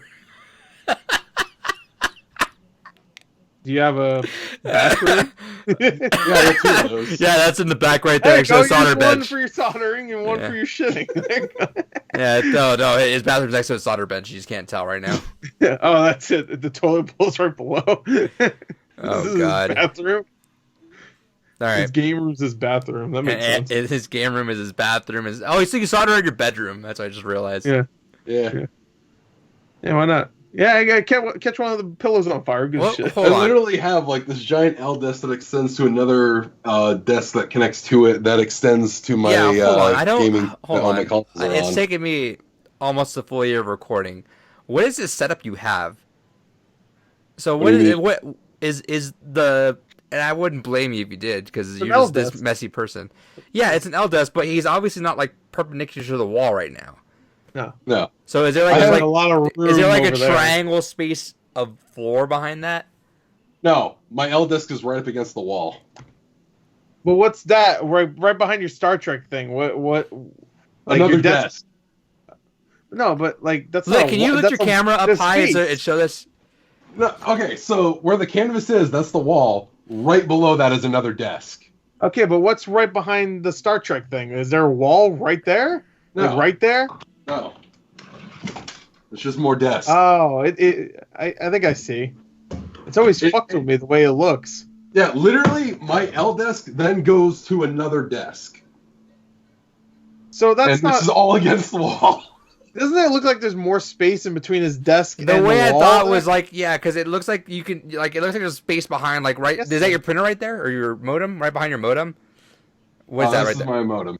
Okay, it looks like there's like a bunch of space back there because it does not look perpendicular to the wall right now. Yeah, no, it's right against the wall, basically. It's right. It's like a fucking. It's like a optical illusion. It looks like there's like. This is like echo Part chrome of the shit. problem is that in my room, the floor is slanted slightly. So it's against the wall, but there's a slight tilt inwards towards the center of the room. Can you lift your So- camera up and just because this is fucking with me? I'm having a bad time right Don't unplug anything though. now. Oh god, you need to clean, brother. Oh, what the fuck? Hey, I should not have done. We need to cut this part out. Nah, why you mean cut it out? What? Some dirty cum rags. Who cares? This Who still hasn't seen those before? this still fucks with me like how this looks, but all right. Yeah, it makes more sense now. I guess. Oh, you know the what? walls- With this perspective, it's a little bit better now. No, it Yeah, still it isn't. It's what the fuck? It's a little bit better because you can see more. I of the, swear you can see your his wall bed like now. comes out this way somehow. You can see his bed now, which is fucking with me a little bit less. Because before it just looked like there was it was like a half of Oh, yeah. room. David, you need to clean your fucking room. Nah, I was in the don't- process of that. guys, Then I Mom. got sick and I Leave me alone. stopped. Also, put your camera back where it was, because no, I'm not, because you're getting cut off at that point. All right. Sure. All All right, whatever. That works. All right. You can see the trash can still. So Well, I that's still need to buy more shelving space. Stop 'cause buying part of stuff why and I have- clean.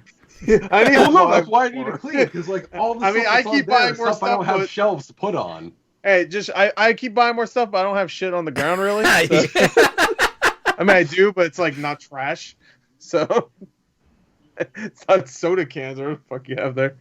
I only have 2 Coke Zero cans are on the floor. Yeah, only 2. Why is there any on the floor to begin with? Because I'm the kind of person that I just kind of live sedentary, and then I just throw shit around me, and then I clean up when I get to it. You don't need a girlfriend. I You need solder a, next to my bed and I throw cans. you don't need a girlfriend. You need a mom. Or both. If you're into that shit. All right. Well, next story. I don't know. All right. Shout out to Atlus. Shoutouts to David's dirty ground. And we were talking about this prior to the podcast. I don't even really talk about it too much because it's not too huge. But I guess the ramifications is Geoff Keighley skipping E3 for the first time in 25 years. We never really followed what Geoff Keighley did at E3, but I think this says more about what the show Just like is interviews becoming. and stuff. Like I think Rocco was on one of them for Mega 64. Obviously, he was playing a character. Right. Uh, I think this is more about the ramifications, like what is happening with E3 and what that yeah, is. but we already knew they're going more towards a like they'll have more events, have more of I have a a feeling. show. Yes, I and have a feeling Geoff Keighley's trying to do his own thing now with all that stuff. It makes sense because the Game Awards are pretty much what E3 is, but condensed into one show. he had his own thing too. I Not think- for E3, but he had his own thing for what was it? What was it for like September or something like that? Didn't he Yes. have like a live thing Something that we like watched? that. I was mentioning something like that. I forget what it was, but that's something that I think he's just gonna pursue that. And I think at this point now, if you want to snipe E3 out of something, do it because not a lot of people are happy with that. Yeah, that's why Limited Run already announced when they're conference is going to happen. Not Which like it really is- matters. It's not really a conference, but it was Gamescom opening night. That's what it was. Right, and he's doing that again too. Yeah, which is good because it wasn't great last time, but I liked it. It was fine for what it was. All right, next story. All right. This one's for Gore. All right for me. Let's see, make the timestamp of this. New projects from Concerned Ape. Yeah, I saw. Working on new Stardew Valley related titles. Yeah, new Stardew Valley. You didn't say that first. You just said Yeah. new Related. Stardew Valley games in the works, and not necessarily games. They said projects in that vicinity. Which could be anything. Could be a dating sim. No, I literally have it right here. New Stardew Valley games in the works. Yeah, Yeah, but games they said projects. If you said new they're Stardew games. Valley games, I didn't hear about that before. I was like, oh my god, Stardew Valley 2 and 3 at the same time combined. One is already confirmed to be a game, just not a farming simulator. Yeah, that's what I'm saying. But if you said related, then it makes me think, oh, okay, so it's not going to be a farming sim. But you just said Stardew Valley games. I hate you. No, those I- are two different things, right, Adrian? Yeah. One's related and the other one's a game, meaning it in the same series. Yes, one Where it's says gonna be a projects farming- related to it, so it could have been like Piece of shit. yeah, you don't know what it could have been as opposed to Stardew Valley They're games. both going to be video games, right? He did confirm that. Well, he's not going to go, oh, one's a card game. I'm like, what the fuck? Like, He I'd be just down said for there that. are new projects, so I mean I theoretically guess it could be a card game. they could be whatever. They could even be like books or something, but you don't know. I mean, I'll buy it. I don't give a shit. But He goes, like, I'm working on new projects. One takes place in the world of Stardew Valley, but it's not a farming game. The other, I'm not 100% sure about the world, but it will tie into Stardew Valley in some way. So, Heart Racer. one day I'm going to play that, and I'm kind of worried, because I know it's so slow, it's a couple hours, but I know when I get into it, it's going to be like 100 hours. So, maybe Gore will do that for a Games Gone By someday. okay. I don't know. I don't know if we can do that, actually. Why not? Time consuming. It'll take a long time to see everything. I'll give a 3-month 3-month heads up. Yeah, 3 month heads up. You already gave us almost a 3 month heads up for fucking Watch Dogs. Full 2 months, yeah. Yeah, 2.5 months. Yeah, which I think is we should almost do ratios that way. If it's like 25 hours or more 1 month, 50 hours or more 2 If it's months. 100 hours, you give a full year. Yeah, it's all right. 2021. If it's 200 hours, you give 5 years. If it's Be like- infinite, we just get to it next decade. Yeah, if it's like Overwatch, we just do it whenever we feel like. Yeah, I played enough of Genji to talk about, which that will never happen. By the way, You know, like Genji's all right. Genji sucks. I like everything about Genji personality wise and lore wise from what I've seen. And look, I don't like him. He always him. looks cool. And seeing anybody play him makes me angry. It's like, yeah, fucking asshole. I bet he thinks he's amazing. I forgot that I bought tickets to Houston's Overwatch League games last year in like August, and I forgot about that until about a week ago. And they happen at the end of this month, so I'm like, whoops! I guess I'm going to Houston. Guess So, I'm going to Houston. Yeah, so I had to take time off work. I'm like, hey, I forgot I booked tickets, so I gotta kind of dip for a couple days. All right, you're fired. Yeah, well, Sorry. I quit. Yeah, on a leap year too. Yeah, I'm taking that extra day off. On 29th. No, yeah, actually, it works out that way though too. So whatever. But Yeah. Fuck you. This day doesn't even exist next year. I like that. I want to go, but it's like also I don't because I'm like I was not prepared for a 13-hour drive this month. Dude, if you do something horrible that day, they can't even do a 1 year anniversary for whatever you did next year because there's no 29th. What the fuck? But are they that gonna fourth year, oh, they're gonna fuck. do? Were they gonna say March 1st? That doesn't. It's not the same day. I might end up having to buy YouTube Red and just download another bunch of like 1,000 videos for that trip because I don't want to do a 13-hour trip right now. 13-hour trip, Jesus.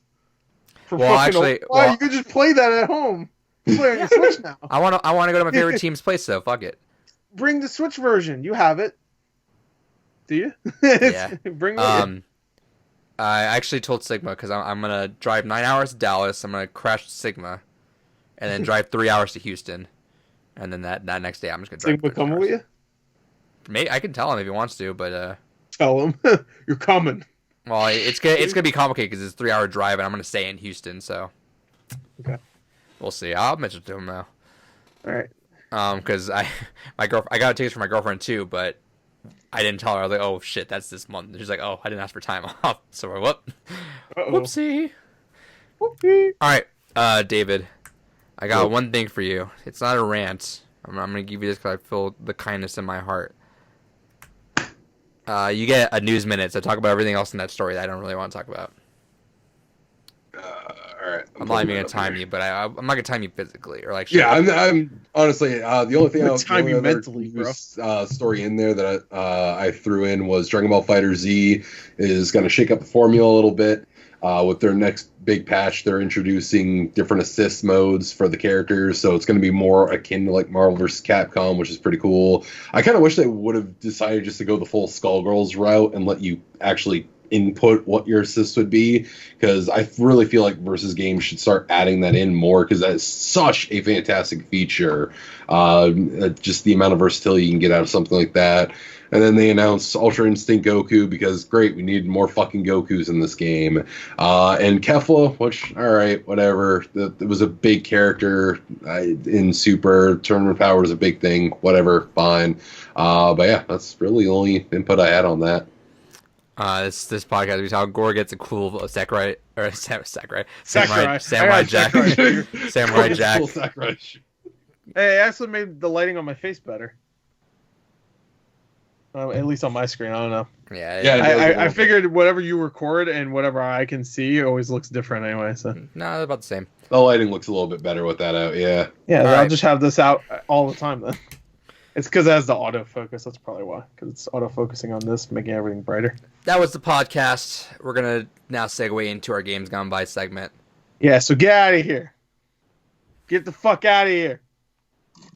I have just this. What is this? Piss. It's like an ice cube. That's Gore's Games Gone By, Dan's. Yep. Time. Welcome.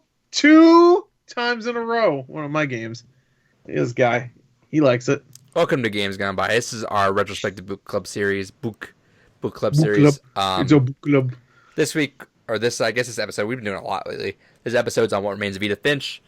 If you don't know, we plan these about once a month, but sometimes we do some bonus episodes. We've been doing a few lately, so we do have an extra bonus episode coming up next month on the 12th, which we will announce at the end of our next one, which is coming up on February 27th, which is Charles Barkley's Shut Up and Jam Gaiden. Yes. As requested by David, who wants to just add into this list of critically acclaimed games.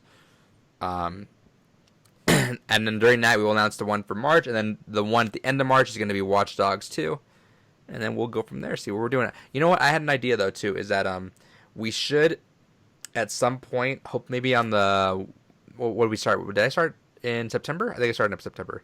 Yeah, September. At that point, so at the end of August, we should shuffle the order around. That way, we don't all just land on the same exact months over and over again. But we Not won't. a bad idea. Yeah, we should still, right? Don't we, or do we But not? We won't. What month do you land on this month? You land on You just said March. You said, what month you land on this month? sorry. So yeah. So I did March. Gord did April. David's May. I do You're right. June. You'd be September. Yeah. So we should I think so, right? Yeah. Yeah. Because I'd be July again after April, and then David would be June. August. August, September. You do October again because you did October last time. Wait, who goes after me? David. I do. Yeah. Okay, so you'd be September. August then. Yeah. So on the 1 year anniversary, we will mix up the order. That way we can. That way it's not just Gore doing all the horror games and doing the same things over and over again. But wouldn't that be not fair for somebody? Wait, that wouldn't be fair for me. Why? I just realized because our 1 year is April, and that's my month. No, we're talking about the 1 year of games gone by. Yeah. So we shuffle again in August. I thought I meant 1 year. Okay. Yeah. So we'll do them again and. So wait, then I'm fucked anyway because we started in September. That means we'll do September and then start in October, which is my month. So I'm fucked anyway. Well, we would start on my month. September. So August, and then I would have gone I'm September. trying to get fucked. Leave me alone. Yeah, I know that feeling, brother. Yeah. Oh God. Anyway, this month is What Remains of Edith Finch. Yes. This was Gore's pick. Do you want to For explain why you picked this? I picked it last time and I didn't get fucking picked. So Yeah, so He's this like, I just wanted it at some point. I will say I had another choice, but Adrian picked that one. So I had which was is my one of my favorite moments of the podcast where Gore was bitching at me. I was like, all right, so let's all pick a random number, that way we can pick who picks first. And Gore's just like, it doesn't fucking matter, don't bother, Say it. you're not gonna pick my game, so fuck it. And then I'm like, brothers, and he goes, oh shit, that's my game. I didn't say it like that. I like how Gore goes. Gore goes, "Oh fuck, are you serious?" No, I'm just kidding. I just picked brothers out of nowhere. I don't know. I thought you were a dick or something. And just like It's fucking mind say a read you. game you knew I liked or whatever. Yeah. So my because this was our community choice that we had. So occasionally we'll put up polls to see what we did. David put up Minute. I put up Brothers, and Gore put up What Remains of Edith Finch, which he put up last time, but this was his plan B because he didn't think he needed a plan B for this one. It won. And it won. Oh, So Gore got what he wanted. David did not want to do this, but we finally got him to do it. Yeah, he had an hour and a half to spare. I don't want to hear shit. So you know, and going back to me knowing David a while, I remember he detested these kind of games for sure before. I mean, I'm sure he hates it, so we'll talk about that. But he specifically detested these games because he used to go off an hour to dollar ratio on games. He was stern on. He was like, if this game is not $1 per hour that I spend, I will hate this game. That's stupid. Which eventually he's great. Well, because that was the biggest. That's just an easy way for my mind to be like, yeah, I got my money's worth, and I get at least an hour of content per dollar. But obviously he's leaned back a bit on that, and he's not as critical of that because check out our Inside playthrough. That wasn't too bad. That game was gorgeous. Yeah. So so because David hates it, he's gonna get critical on it. Me and Gore are gonna kind of talk about it for a little bit and see what we felt like. I played this a long time ago. I kind of just skimmed through it on YouTube, so I'm gonna get refreshed on a lot of things that you guys were saying still. I loved it when it came out, or I played a little bit after it came out, but I ended up playing on a whim, and I fucking loved it. I thought it was an awesome walking simulator, but I love the way it was produced. I love short stories in general. Short stories are one of my favorite pieces of fiction or genres in general. I love the way it did this, where it was like every little bit was a short story that you kind of just built on, and just kind of all pieced together at the end. Yep. But Gore, what did you get out of this right out of the bat? Oh, well, first of all, I was getting Gone Home vibes immediately. Yeah. Because a house by yourself, dark, walking in. I mean, the only thing that like set me at ease is that there's a constant narration from the main character, Edith. Mm-hmm. But besides that, it's just like the entire game is just like this weird house that immediately you see it in the distance, and you're just like, that's like some weird like Lemony Snicket shit. I did like the walk up to it. I felt like that kind of put things into perspective, you know, because you start on the ship, right? Am I wrong? Yeah, you do, but there's you start on the ship. If I'm getting, because I skimmed around there. You start on the ship, and then you kind of walk into the house, which I feel like is not really a thing a lot of the walking simulators do. When you're, because like Gone Home, you were just like at the front door, walk in. This I kind of like because the house is huge. Like the house is like vast, and the way you kind of navigate around that's pretty cool. But like getting the kind of perspective of walking through the forest, everything's kind of bird, and you kind of look up and see this giant thing, and you're like, all right, let's get to exploring. Yep. And there's, like I said, this constant narration from your character. We don't know exactly what's going on. Like, I mean, we got a good idea. This house is like her family house, and she hasn't been here in a very long time. And her mother just passed away. She got a key. She needs to know what it opens. And along the way through this house, she finds different. It's very much like Gone Home, actually. I think Gone Home Home came out way before this. So it's just like she finds hidden passageways, and she learns through the story. I mean, through the house. For that just now, so we're good. All right, good. Continue. Sorry. Okay. Well, I was pretty much.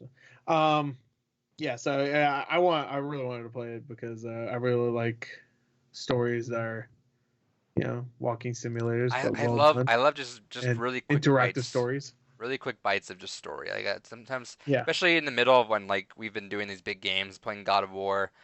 I got done with Red Dead last month, so just like kind of just pacing into something small. That's why I've been super into. If you're watching it separately, on the podcast earlier that we did. I've been playing a lot of iOS games because it's been nice to kind of dip into something smaller, just because it's hard to balance a bunch of just big games on big games on big games, especially when you have a backlog. So it's nice to kind of get like a little story beat, dip into a story for a little bit, an hour and a half. How long do you spend on Encore? About 2 hours, I'd say. You Yeah, pretty much did everything. About 2 hours as well to 100% it. Yeah, and that's like 100% Yeah. too. So I'm almost at 100%. I just need to restart one story nice. and do that one. But besides that, yeah. Let's hear from David. So I'm not gonna go into my full thoughts yet, because I kind of want, because I don't want people to come into this with the jaded perspective that I have. But I was not looking forward to this. I hate walking simulators. I don't really care. Why for do you it. not like them? It's one of the. It's the kind of disconnect in my brain that it's like when I want to play a game, even if it has a good story, I want to play a game. Okay, what was your game of the year last year? House in Fata Morgana, which is a visual novel. Which how many Yeah, times? no, Did you, it's how nothing many? So surreal, how many times did you? How many hours There's did an you put in exception there? when there's anime characters in it. It's okay. See, I just want to point that out. I'm not even trying to pick on you too hard, but that No, it's fair. that It's mindset legitimate. is funny because like House of Fata Morgana was like what 40 some hours, and you just say I played like 6 times in that game. I played. Yeah, but no, there's exceptions to the rule. Although I will say, visual novel is something that I am starting to kind of, like I've talked about in earlier podcasts, I'm starting to kind of be less that way a little bit. I think Valhalla is what really kind of kicked that off, because Doki Doki I liked because it had that metafictional layer to it, and it was this really fucking dark story, which is all up in my vibes and jams. And then after playing Valhalla, I was like, all right, that was kind of a cool, relaxing experience, whatever. So that kind of started me descending to loosening up on that a little bit. Still not a big fan of visual novels, but I'm more open to at least trying it. And that's kind of why I was looking forward to, on some capacity, this, in the sense of it's getting me out of my comfort zone. I will say my first few bits of the game was exactly why I hate visual novels. You go through, you have the boat scene. It's like, all right, cool. We're getting into a story or whatever. And I'm like, all right, I got to not be jaded about this. And it's like, all right, cool. Now we're outside somewhere. I guess I'm just going to walk around. Cool. All right. Walk towards the house. Well, that's fucking weird. All right. Moving along. And then you walk in, it's like, all right, things are all dusty and beaten up and yada, yada, yada, family tragedy, whatever. Look at the thing, it's like, oh, I was never allowed to go in the basement. Huh, I was never allowed to touch that fucking music box next to the basement. I can't imagine why. It's like, well, probably because the fucking key to the basement's in there, I'm going to guess. Moving along, it's like, I really was just not in the mood for it. Have you played Gone Home? Out. David? Huh? Have you played Gone Home? No, I have not. Okay. I know some walking simulators you'll for sure not like. I know you're not gonna like I just had it at the tip of my tongue. What's the one that kind of started all these? Dear Esther? Yeah, you're gonna hate Dear I Esther. fucking hated Dear Esther. Yeah, he played absolutely. Dear Esther. You mentioned that before. Yeah, Yeah, Dear Esther, 'cause that is strictly ugh. walking and narration. And even me, who I like those a lot, Dear Esther didn't really resonate too much with me. It had some cool moments, but I think there's no. better ones.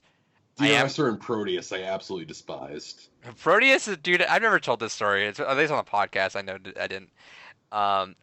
What was it? It was, I think, New Year's someday, or it might have been like somewhere around there.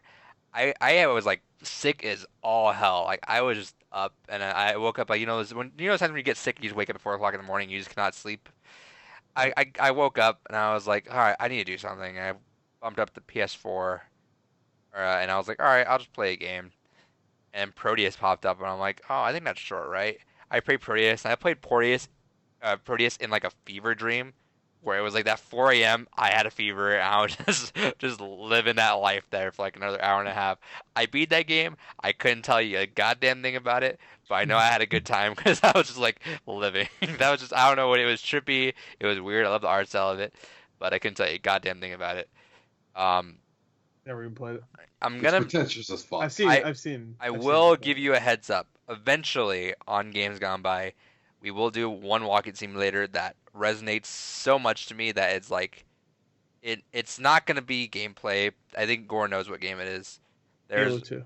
Yeah, Halo 2. Do you know what really game? good, you Don't only say walk in it. Don't say it. Do you know what game I'm talking about though? Halo 3. Yeah, that game was a walking simulator with how fucking slow it was. I think I know. There's one game which was one of my game of the years. Fucking loved every second of it. That was a game where I beat that, and it's for fucking days and days and days. I didn't play anything else. I was just thinking about that game. That will be a Games Gone By. It is less gameplay than this, I think, but it's a lot more adaptive to what it is. You're gonna loathe the idea of it, but open-minded, and I think you're gonna actually like it. And that's gonna you'll see where I am, because you and I kind of align in like the same sort of like tones and what we like. Yeah. You're gonna like this one a lot. I feel like it's got a deeper story. It's got a really cool idea of how it proceeds on it, and it just fucking gut punches you. I promise I will try to go into everything as open-minded as I can be. It doesn't mean my jadedness won't immediately kick in like it did in the case of this game here, but I will give everything an earnest try. Yeah. If it's a game I'm thinking of, I didn't know you played it. Type it to me on Facebook. Let me see. I'm curious if you know what it is. HALO. 4. If you're really good at walking simulator, never fired that gun once. What game had that where you just besides Undertale obviously, but like I know which one it is. I think. Here, I'll just put that. Let's see. Let me see if a little Gore knows exactly what. Little Gore. Is it that one? No, actually, I've not played that one. Oh, is it? I think I know another one, except I can't remember the title. Yeah, Doom. Yeah, do you want me to tell you? Sure. Because you'll know exactly what it is. And I'm not sure. I think I know it. Yeah. Okay. Have you played that one? That's not the one I was thinking of, but I do remember. Have you played it? About that? No, but to be fair, you did have it as a thing before. Okay, so let's not talk about it. But I will say it will be for sure one of mine coming up. I don't know when, probably during the holidays if we have too much stuff, maybe during a bonus episode, because I think we could fit some of the smaller ones in there. We'll see. Depends on how everything goes. But yeah, I think this one was a weird one because I know was one of your parts of it was one of your parts of it that it was a little bit too pretentious? I mean, that was my complaint with Proteus, was I couldn't stand the pretension in that game. Okay. How about this? How about you, Finch? I didn't think it was pretentious. No, I think that it came off very obvious in the beginning, and like I said, I mean, the very first thing, it's like, I was never allowed near the basement. I wasn't allowed to touch the music box. I don't know why. Well, considering it's right next to the fucking basement, probably. Sure, but what's revealed in the basement, I would have never guessed, really. Like, I get that. I didn't guess that at all. There's no way in hell I would have ever guessed that. But also, she was a kid, too, so I was just like, I don't know. She's still technically a kid in this. And she's like, what, 17 in this game when she says stuff. It didn't bother me, like, when she's, like, obviously narrating to us. It's just like, I never was allowed in there. Oh, that's weird. And she finds out there's some weird shit in there.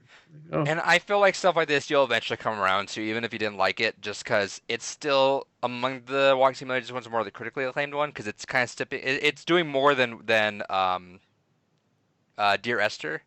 Dear Esther's done it was like bare bones, but it was also I can't criticize too much because it was like the groundwork for all these walking simulators. But and more get more kind of gameplay stuff as they go on. Yeah. But I like to think about it. I think it did the gameplay pretty well. The way I like to think about it in terms of what you like with visual novels is while you're reading everything, walking simulators, the cool thing about it is you're kind of, and this is kind of a meme thing that Gore and I know, you kind of build your own story with it. Yeah. Shout out to Animal Crossing. Yeah, Animal Crossing, everyone. That's the best story because that's your story. Oh, you pulling weeds and talking to a cow? Wow, that's your story. But especially in cow with a net till they move out. Yeah, especially in Edith Finch, oh fuck, I just forgot to mention. I played Donut County. Shut up. I liked it. I actually liked it a lot. We're talking about Edith Finch. I know. I just thought about holes because he said cow. We're not even in the podcast anymore. Yeah, he mentioned cow. We'll talk about it next week. Play the stupid raccoon game, whatever. We'll talk about it next week. I'll make that note. I knew I was missing something too. Yeah, it was a raccoon. It was a raccoon. Yeah. How do you not know that was like a major part of the story? Anyway, so we'll talk about it next week. I don't care what the fucking guy skipped all the fucking dialogue. Why? because it was terrible. I actually thought it was all last right. week. You don't listen. No, I know, but I actually it wasn't funny, and it was wasting my time. And I wanted to play I the thought- game, I not thought it was- listen to a couple of terribly character modeled dumbasses make dumb jokes. I thought it was cute. I thought We'll talk about it more next week. We'll talk shit. But no, so it's kind of like you kind of build your own thing where you can, especially what remains of Edith Finch. It has a lot of things like in every room that you can miss. Yeah. If you're going objective, trying to beat the game, you're gonna miss every small little thing that you see. Yeah, the visual storytelling is amazing in this because there's things I'm just like, why the hell is this like the guard rail of this up like the stairs broken? Like I noticed that and I'm like, oh, okay. Yeah, so like when you go to the twins' bedroom and there's like all the aeronautics before you actually get into the story for it, and that's like, in the twins' room, you see like they do the thing where they keep cutting lines into the door to see how much they grew, and then you see one of them stops at like age whatever. And you're like, and then you find out why. I mean, to be fair, you could pause the menu and find out why. That's one thing I have a negative is that they show it in the pause menu, like every age. This person died then or whatever. Which that kind of ruined it because I paused and immediately I'm like, oh, okay, sorry, no. Like I wish, But going into it, that's kind of where you're building your own thing. The more you put into walking simulators, the more you'll get out of it. I know you put enough because you still 100% the game, so that's still a good amount to spend there. But I just think that there's a lot of really cool things that you miss if you just want to go objective in those games. With that said, so continue. So what? How did you feel going through it? Like eventually. So my thought process, like I said, I was already kind of pissed off with that, and then I got to the first room there when, what was it even the first room? Was it the girl that had the eating problem Molly. there? Yeah, Molly. Yeah, Molly. The little girl. I went through that, and then I was like, okay, we're getting into some metaphor storytelling here. You're a fucking cat. You're a fucking thing. Girl had a hyperactive imagination. The owl part pissed me the fuck off for that achievement because catching the rabbits. That's the one I'm missing. Yeah, because I initially did this thing where it's like, all right, let me figure out my controls here, and then I figure out my controls. I'm like, okay, cool. And I'll go swoop in. It's like perfect. Did it 2 in a row. Oh, like as in the first time I do it. Period. It's a. But yeah, no. After that, I was like, all right, whatever. That's sad. And then moved on to the next one, which, if I remember correctly, the next one after that then was the horror girl. Was it? Or was it the twins after that? No, I think you're right. I think it was the horror girl. I think.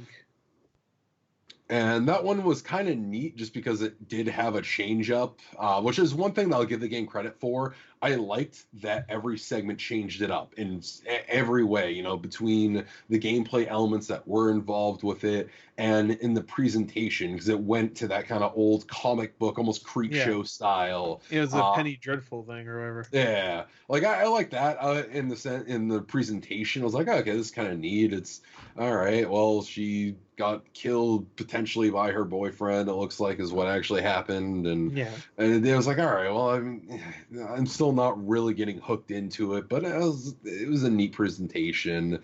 And then after I think that was the twins from there. Yeah, Calvin, the woman.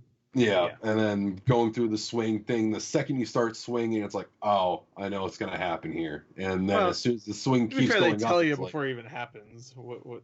I don't think he really wanted to go around the tree branch, and while you're doing it, they said, that's like this after is the time he said he's going to do it. it, and then he starts doing it. They mentioned it supposed after to be a you start surprise. to peek over it. Yeah. It wasn't supposed to be a surprise, I don't think. I mean, all these characters are dead. It's not. Well, you see them on obviously, except one. But the point is, it's like it didn't have like any of the build up, like the one with the two before. There was like some kind of build up and momentum going to what ultimately happened to them. Whereas this one was just kind of immediately, I'm swinging.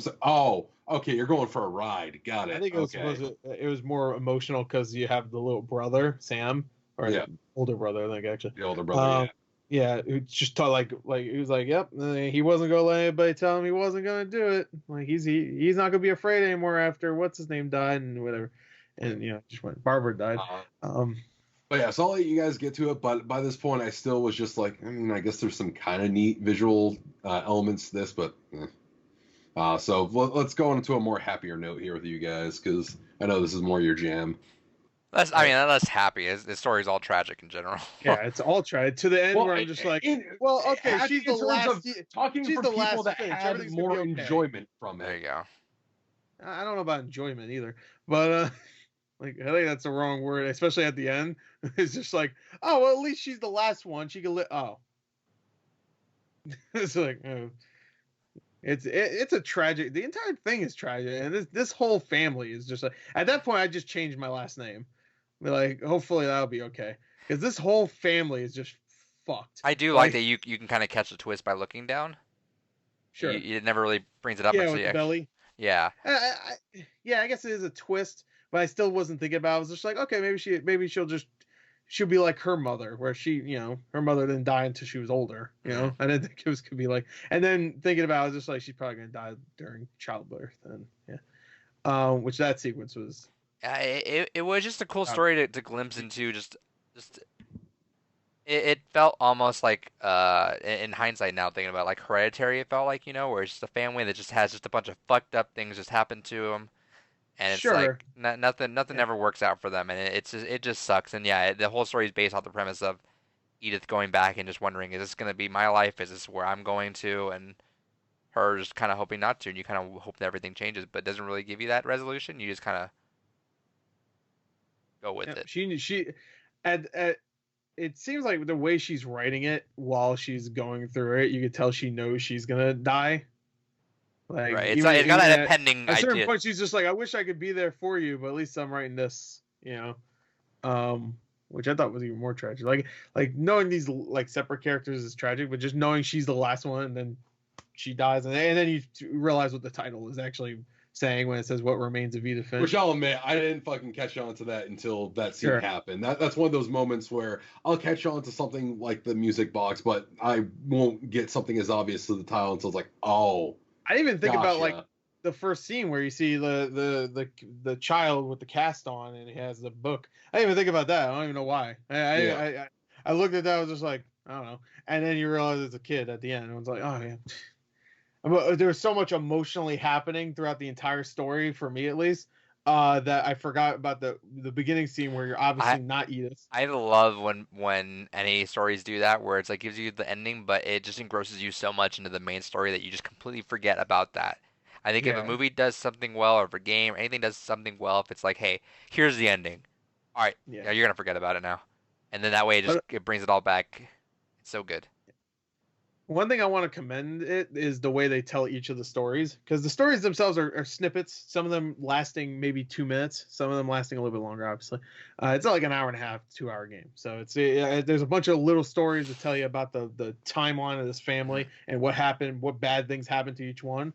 But I love the way they tell each of the stories.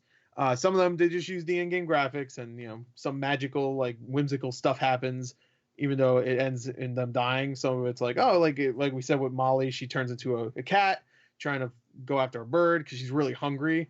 And then she turns into a hawk. I mean, not a hawk, an owl. And then a shark. It's just like little things like that. The shark falling down the hill made me laugh, though, because it's just like it looked like something you see in, like, what's that one game that like the battle simulator thing, it's just simulator. It was kind of goofy. Goofy looking. I like the baby in the bath one. Yeah, that one's rough, because it's like a baby drowning in a tub, but they managed to make it. Everything was fun. Artful in here, which was. I don't know how they made that sequence fun. Just by what's going to happen, and you're playing it out. You have a part in it happening too. Well, since we're getting to all these kind of comments here, then let me kind of hop in with the rest of my thoughts real quick. Fuck it, that baby one was fucked. And that's like David's like, yeah, fucked up shit. Hell yeah. Well, no. So going through the rest of the stories just real quick. you had the great grandfather there, and they kind of explained the whole lineage of the family. It's like, whatever. You had the kid with the kite, Odin, and it's from Norway yes, too, so that's perfect. That's like a Tom name in Norway. So, and then you had the kid with the kite, and it's like, oh, that's kind of unfortunate. And then the basement story is where I actually started to turn around on the game. Going through that and just kind of this recluse, sad, alone in the basement, afraid of the world. And it's like, all right. That was maybe the briefest one, because you don't really do much. What was the name of that one? Milton. You guys know about the Easter egg with that? No, sorry, Walter. Which one's Milton? Milton is the kid that disappears. You guys know the Easter egg with that? Yeah, Unfinished Swan, right? Because they made David, did you know about that? No. So they made Unfinished Swan, and you see some of the art from Unfinished Swan in there, and they confirm that that's canon, and that the actual character in Unfinished Swan is actually disappeared into the Unfinished Swan, and that's actually I don't know if I like that though, as like actual, like as Easter egg, that's fine. I like that, but as an actual like canonical ending for that character, I don't like that. Because like this game has managed to stay. I mean, it's whimsical, sure, but it's telling stories, you know. But to say that character really disappeared, went into a magical doorway, and now is in the Unfinished Swan world, I don't know. It kind of, yeah. And I'm reading an article on it right now, and how it does kind of, it kind of takes it into like a less realistic one, but it does also, yeah. It's, as the article saying, like it confirms they have mystical elements that influence the lives. But I mean, like, I kind of, I'm okay with that too, just because like the way every death was so whimsical, the way it was posted. I like the idea that like, hey, one of this actually is like, it really did happen this way. I don't know if I like that. I just like the idea that he just disappeared. Kids disappear all the time, sadly, but it's just like, yeah, and some of them aren't ever found again. It's just like I thought that was way more tragic than any of the other ones. Have you played Unfinished One? You don't know what actually happened. Huh? Have you played Unfinished One? No, I'm sure it's amazing. Well, I haven't either, but I might want to play it just now. I heard it was like one of those games that was like really hyped. Like, oh, it looks really good, and then it came out. I was just like, eh. It was like a 7. I heard. I kind of want to play it just with the context of this. Huh? I really want to play it with the context of this, like knowing that he's from this family. That's. I don't know if he's the main character. He might be. I don't know. But as long as you get that idea with it. Yeah, but yeah, I that's the only one I don't like. I like the story. And again, he's not the protagonist, by the way. He's not. Okay, that's what I figured. Yeah, I like all the way they tell the stories. I really like the flip book. Like that was really quick, but just the little flip book thing that he made where he like goes into the wall or whatever. I don't want that to be his definitive way he disappeared, obviously, but I like that he made that. He's just like, okay, and then you go downstairs again, or you go down the rope again. Then you see the door with the big hole in it. Not a hole, but it's like a painted hole.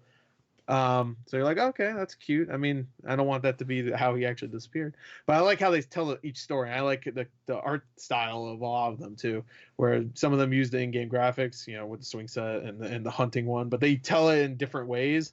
The hunting one was really good. That was Sam's demise. I don't know if we're going to explain what each character is in the timeline or whatever you want with it. We don't have to go through everything, but we might have to, like, maybe I'll pull up the family tree if I can. I have a picture of just the whole tree, the family tree.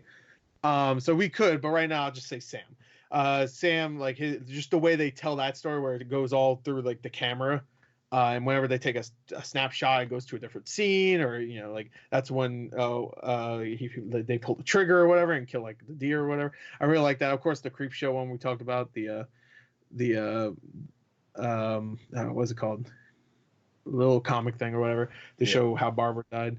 Was really good. Of course, the bathtub with the kid, the baby.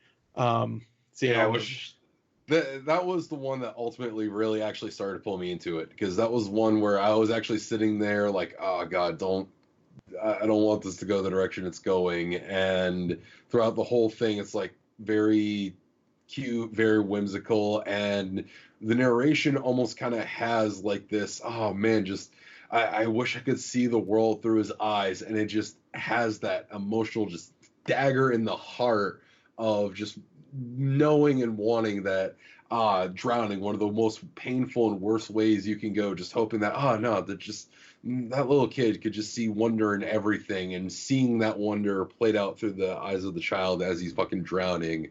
That one fucking got me. And then, that fucking hit. And then I think the Walter one's right before that, though. But the Walter one really was just like 30 years he was down there after seeing his sister, because Walter's the kid in the Barbara one. Obviously, he's under the bed. And obviously, something happened, and it just like really fucked with him so much that he just stayed as a hermit underneath the house. And Edie just took care of him because that was his mother. Which, by the way, Edie, we need to talk about, because she's a character. But Walter, so the Walter one is the one that I think that's the first one that really got me. Because all the other ones were great, I thought the Molly one was great. I thought Barbara one, I liked the art style. Calvin one was good just because of how sad it was that the brother's writing about it.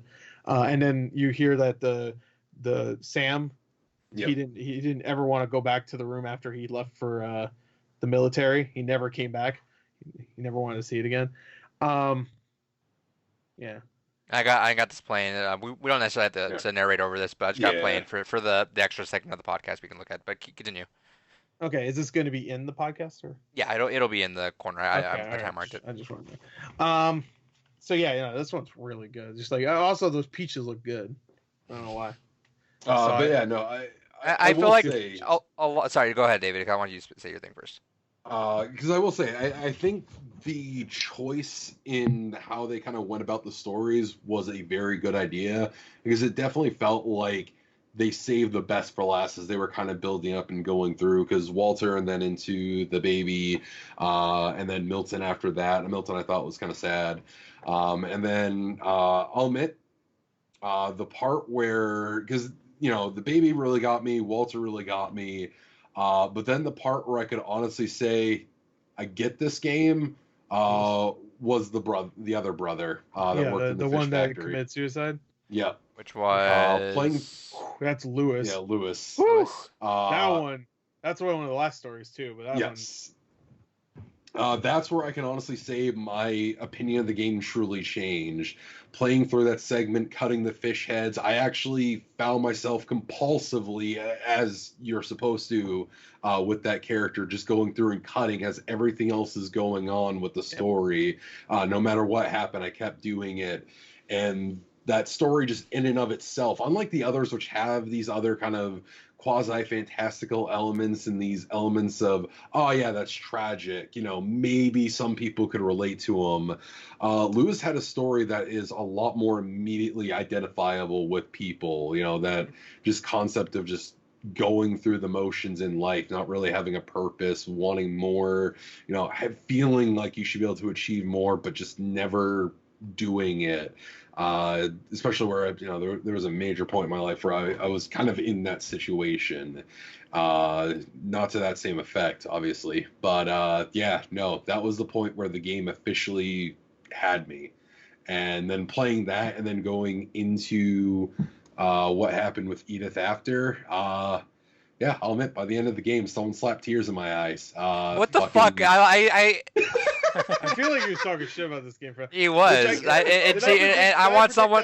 By the end of this review, he would be saying like, "Oh, I like the game." I said that on either like one of the prior podcasts. I was like, "Watch, you gonna talk shit by the end of the conversation." Yeah, it was a pretty good game. I liked it. You cannot say a game was bad if you got teary-eyed at some point. Yeah, no, I don't think it's a bad game at all. You're a piece of shit. This was definitely a game I was not expecting to have the emotional hit that it did. I was not expecting to like it. Like I said, my very first impressions of the game were my very kind of normal jaded self, and as soon as Walter hit and everything else, it was softening, it was hitting the emotions, and then once it hit Lewis's story, that's where it's like, no, this game's fucking great. Absolutely. Any game that can make you feel compulsively wanting, or just not even like wanting to, it's just, you're just finding yourself enacting the actions of going through and cutting those fish, because I did the whole time, not even really being conscious of the fact that I was still doing it, but just seeing the fish still being cut throughout the whole narration of the story up until what ends up happening. That fucking game had me at that point entirely. And damn, I fucking cried a little bit at the end. It has so many, and I'll put the volume on, but just kind of low so we can kind of just barely hear it. I do like that.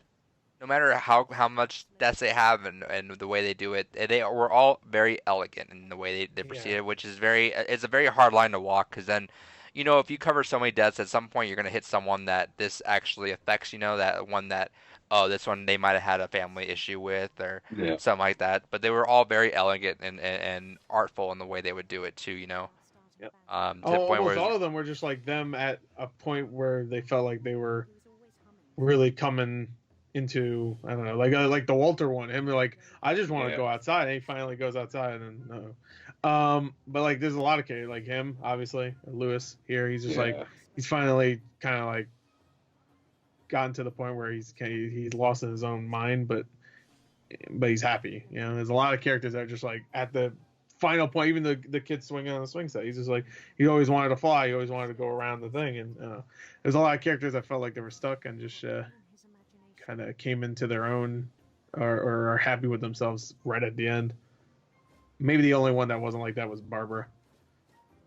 Like Barbara, well, it's not confirmed what happened to her, but it seems like it was her boyfriend. They probably got a little too, like, they were yelling at each other or whatever, and it seemed like maybe he pushed her off the stairs. That's why the stairs were broken. Yeah. And she probably like fell and broke her neck or something. But a lot of the characters were like at their either happiest or, you know, whatever. Even the baby was happy, you know. It seems like there was always that kind of thought of like it was a bittersweet kind of thing. Yeah. Really, until Lewis was just absolutely just broken. Yeah, he was broken, but he was still happy at that moment. You know, like at this point, he himself was happy in his mind. Even the psychiatrist is talking about that. It's just like he kind of just like got to a point where he got, well, yeah. This scene, this scene's like, ooh, you know exactly what happened too, and you're just like, God. Yeah, you're going through it, but it doesn't ham-fist it to you. It's like you're gonna proceed with it, and you're gonna know what it is, but we're gonna still tell it the way you want it to know. Yeah. But yeah, no, each story ended perfectly in my eyes. Like the one that kind of ended in a way that's just like, ooh, like that really sucks was the Molly one. I mean, this one sucked too, don't get me wrong, but at least there was like a lot of happiness going to it. Like he's like, hey, in his own mind, he's like, eh. But Molly is just like, she was in dread all the way to the end. She just ate a bunch of bad stuff and she died. So, you know, 2 days later, that one was really crappy. But yeah, right here, it was like, yep, yeah, give me that crown, girl. Everything's fine. Eesh. Yeah, I like how this ends too, right? Where she says this. We've been missed by all day. Yeah. You got an ad coming up, so I'm gonna pause there. Yeah, nothing. Yeah, ad in 1 sec. What a great place to put an ad. Who's the dickhead that put this thing up? Right? What a dick! Right at the dramatic height. It's like, I want to. Can you imagine? Can you imagine if movie theaters were the same as YouTube ads? Oh Jesus. Like, oh, I don't know, I can't spoil anything. Oh, this person died. It's just like, and then you see a Chili's ad, and I'm like, thanks a lot. I'd cut gems at the very end. Yeah, uncut gems right at the end, and then I don't know, that stupid ass Geico commercial with the puppet. You know? What was your favorite Oscar commercial? Oh, the one where they're all like running through the windows, chasing after the car. Ugh, I hate that. Ugh. I love when your video, you're like, don't watch it. You know, it's just me complaining, one guy not talking, the other guy just kind of muting his mic and talking like every once in a while. Yeah, that was it. I'm not wrong. Don't need to watch that next year. Yeah. Oh, I'm watching it next year. I mean, I watch Oscars every year. Yeah, I need to save 3 hours of my life. It's a tradition. I watch it since I was like 9. So just hate my life for 3 hours every year since I was 9. So let me bump this back here. Actually, let's watch the trailer. Yeah. Sure. Well, it's only a minute. I got a minute. I'm sure my mom was just trying to protect me. Need a coupon? Now that there's only one of us left, I thought it was time I heard the stories. But now I'm worried the stories themselves might be the problem. Maybe we believed so much in a family curse, we made it real.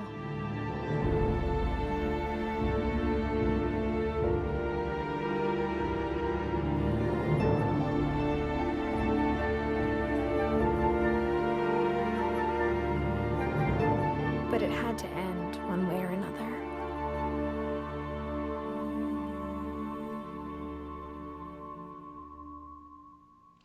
That trailer didn't spoil a damn thing. No. Even to the point where it doesn't even explain that all the characters are dead already. Like to the point where they show Milton, and it's like the one plaque that doesn't say from this from this year to this year, when they died. What did it say? Yeah, Milton didn't die technically. So, he did obviously, but the mom didn't. Oh yeah. Like, see, they showed the one that said like they didn't die. So that was actually really well done. That was a good trailer.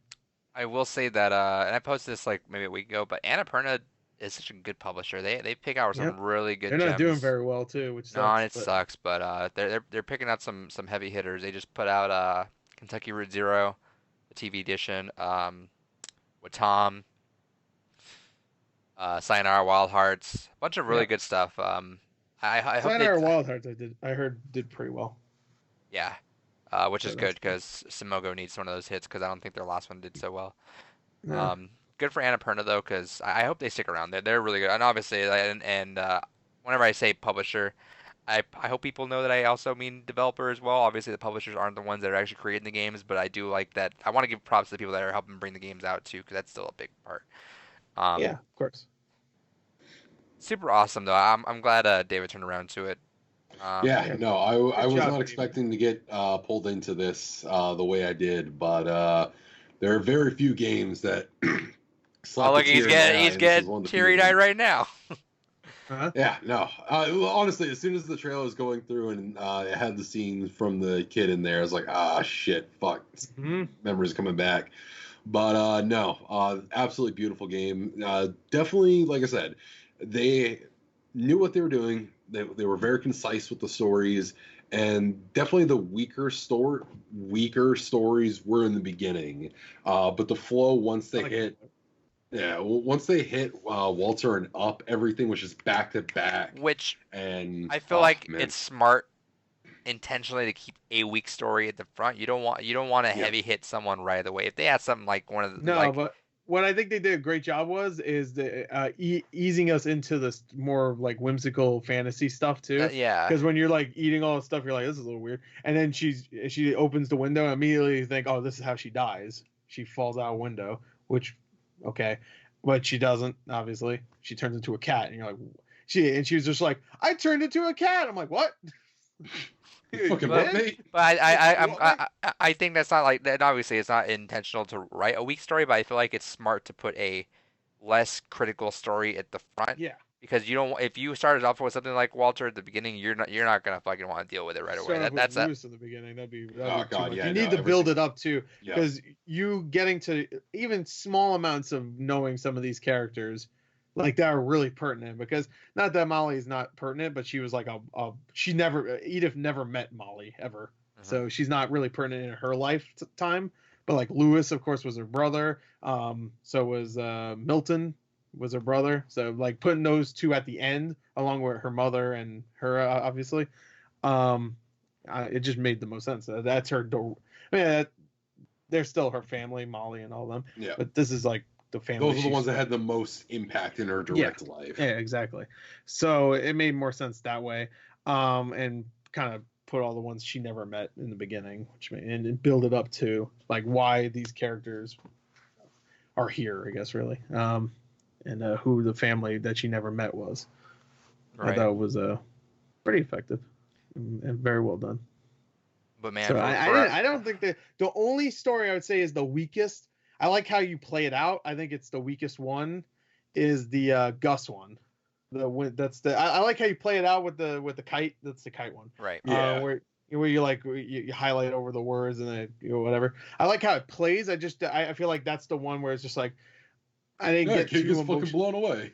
Yeah, the kid, like I don't know, and it was like maybe the most over the top when it comes visually. I think Like the other ones are over the top because you're a shark now or you're a monster now, but this one's just like, look all the shit in the screen. Look at that! Wow.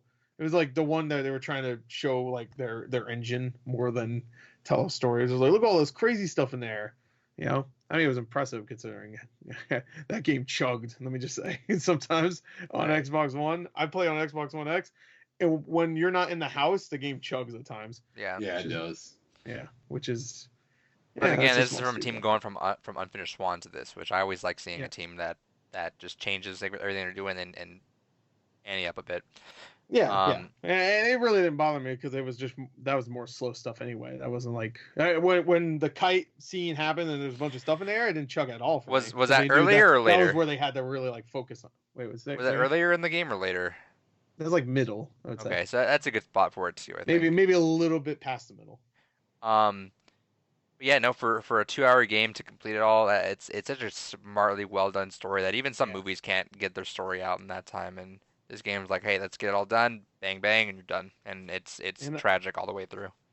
I think it works perfectly as interactive. I think it probably can only be interactive. But I'd still love to see a mini series of something like this.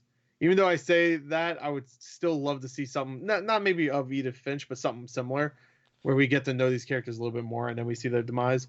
Because I think it's a great premise, just having a character learn about her really messed up lineage, I guess. But I like so the way you phrase that. Every single time, if anyone phrases it anywhere, it's like, hey, you learn about family. A girl learns about her fucked up family. It's always with I don't mean messed up family. Right? No, but as people. I know, but that's what I'm saying is that every time you think of that, and every time someone says it, it always like comes off as like, oh, like there's some dirty secret in this family or something. But it's like, no, it's a fucked up family. Is it like they just have like they're just cursed, like they're just demised. They're just destined to live a life where they just do not have good luck. I like that. That's the story. It's not a fucked up family where there's some secret shit, someone's fucking heinous, like destroying everything or some dirty things doing. This is just a bad curse. Yeah. I mean, to the point where there's only one left, like at the end, and hopefully they don't reproduce. Oh yeah, just end it there. It's just like just let the die. If die. I was that kid at the end, I'd be just like, I'm celibate. It's done. Wait, celibate for sex, or is that for drinking? That's for sex. I don't know what that means. That's why. Pure. You should know. You're an incel.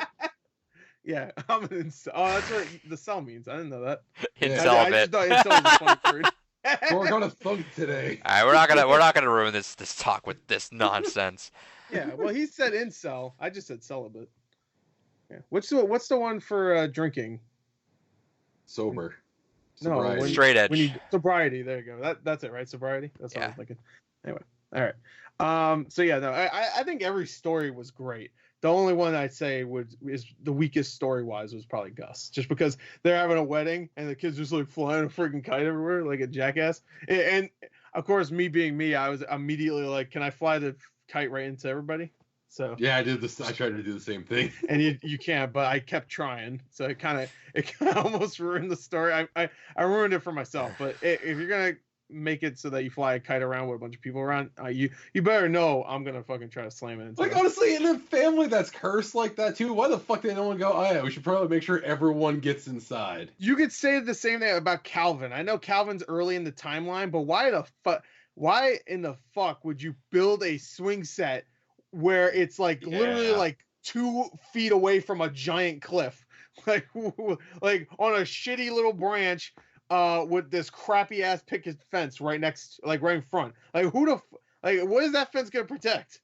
It's a swing set. He did exactly. He's 11. He had a broken leg too, and he still managed to fly right off that fucking cliff. Who built it? NASA. I want to know. It was Odin. When you said that, dragon building idiot. I imagine the Snoop Dogg gif. Who? Who? But it's just like that. That was probably the dumbest one. It's just like this kid. I bet that kid was thinking that too. I was like, hey, if they're gonna be fucking stupid, I'm out. It's like, and he just flew out of there. I'm out. Peace.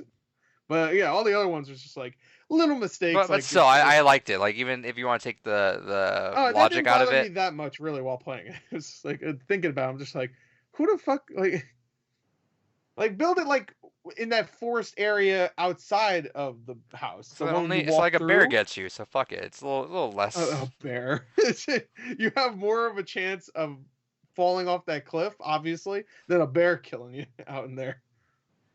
No, so yeah, no, I agree that the interactivity of this does help. Like what David said with the I think some stuff like the Lewis one where you just get more and more like kind of like you're doing exactly what do you call it? Where you're autopilot.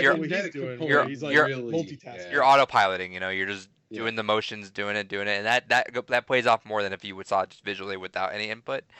Yeah. I think this is an adaptable story though. I think there's a lot here that totally could work. You'd have to adjust some things. I would love a movie. Dude, I immediately imagine a movie or a show at the end when it tells. A miniseries, I think I'd appreciate more. A miniseries would be awesome because I would love to know more about these characters. But I think what they do great here is that we don't get to know. We're in and out. In and out. Yeah, in and out is good. But I could see someone making a miniseries perfect. That's why I said that because this is like perfect miniseries material. Like just every episode's about a character. You know, like maybe like the first 10 minutes is like. Edith wanders into this room, looks around a little bit, and then starts reading a story, and the rest of the episode's their demise, pretty much. Mm-hmm. I can even see like a 30-minute show, like 30 minutes each episode, you know, just quick. The problem is a lot of networks would not want that, so that'd be a Netflix show for Netflix. Sure. It would be a Netflix show. Come on, Netflix has like 5 million shows we don't even know about. Like, did you know there's a new Inspector Gadget show? What? I found that out like a week ago. Is it out right now, or is it coming out? No, it's a CG animated. It looks terrible. Are we gonna watch it for Christmas? Inspector Gadget? Yeah. Yeah, fuck it. Let's do it for Christmas. I don't want it. It looks really bad. Any other? It might not even be that new at this point. Any other? I just heard about it. I was like, what? Any other tidbits we want about this before we dip out? I love all the stories. I think they're great. The ending got me. And I'll say that some of the visuals were beautiful and very imaginative. The chugging here and there was a problem, but it wasn't that big of a deal, really. Especially when it ran perfectly fine during when it really needed to run well, and that was in like all the stories. And the writing's great. I really like the text layout too. We should mention that. Like that's a big part of it. Yeah, the way it'll like pops up. Mm-hmm. Yeah, well, I like the Walter one is the one that I thought really worked very well because when Walter's like, trying to break through the ground, you see like the text move away like you're hitting it with a sledgehammer or whatever. That was really good. And yeah, I think it was a masterpiece. I loved it. Everything about it. I'll play it again too, even though I don't really need to because at this point I'll probably watch about 5 million videos about it. Yeah, so this is always a fun part. I like seeing reactions. Edie, she lasted the longest, and I think that was the problem. She was kind of evil, if you think about it. Because at the end of the movie, sorry, I'm already thinking about it being a movie. At the end of the game, even like the mother Dawn is talking about like, hey, these stories are the reason why my children are dead. Just having the stories exist and being told is the reason why. That's what she was pretty much saying. Put fear in people's and whatever. It's a little vague why the stories really got people killed, but that's what she said. In a way, like Edie is the one that even like she built a cemetery before she even built the house or whatever. It's little things like. I think that's what the trailer said. I'm gonna have to watch some videos about it. It's like what the trailer just said. Is that they tricked themselves into having his family curse. Granted, this goes. He's the one that started the family. Right, but this goes against what you were actually enjoying about that Unfinished Swan thing, where it kind of brings an outside element into the mix and kind of throws it off. I'm not saying there's actually a curse. I'm saying because Edie No, I know that's exactly what I'm saying. But I'm saying that might be why you don't like the Unfinished Swan Easter egg being that, because that means that there's some outside factor that's actually affecting something, as opposed to this being a family that's just so in their own head. It's like, when you think you're gonna fail so much, you're, oh, I'm gonna fucking fail, I'm gonna do this, and then you end up failing because you just put it in your head so much. Exactly. That's kind of You what think it's a curse, so you're just yeah. like, oh, no, I'm gonna go try anything. I'm gonna stay here, and then because you stayed in this dumbass like Pee Wee Herman looking fucking house, like something Pee Wee Herman would make, you just like you die, like you live your life fly off a cliff. Yeah, you live your life or just so building a dragon slide. Yeah, you live your life so just enveloped in this curse that you just like, oh well, that's how I'm gonna die, so fuck it. Yeah, exactly. Even like Sam, like, yeah, no, that deer's dead, honey. Let's get on this rock where if I even stumble a little bit, I'll fall to my death. It's just like, all right. And then Dawn had to watch her own father. Dawn, after losing both her brothers, had to watch her own father fall off a cliff and die. Whew. Yeah, I know. See, fucked up. And again, it's funny because it sounds like. And then our main character who's going through it at the end, where you think maybe we'll get a little bit like, oh, she's away from this house and shit. Not that it's like a haunted fucking house or anything. I'm just saying, like, they'll be off on their own thing. She dies before she even gets to see her son. Have a happy. Which I'm glad we didn't. Die. I'm glad we didn't know the actual ending of her or what happened to her. I'm glad that was. Yeah. Well, I'm assuming she died during childbirth. Yeah. Okay. Is that what was? Oh yeah, right, huh? Because the baby comes out and then she goes or whatever. She right. I forgot about that. Like that. So I just assumed she died during. And also the date on the tombstone said 2017, which was I think she was supposed to be 17 in the beginning of the game. Yep.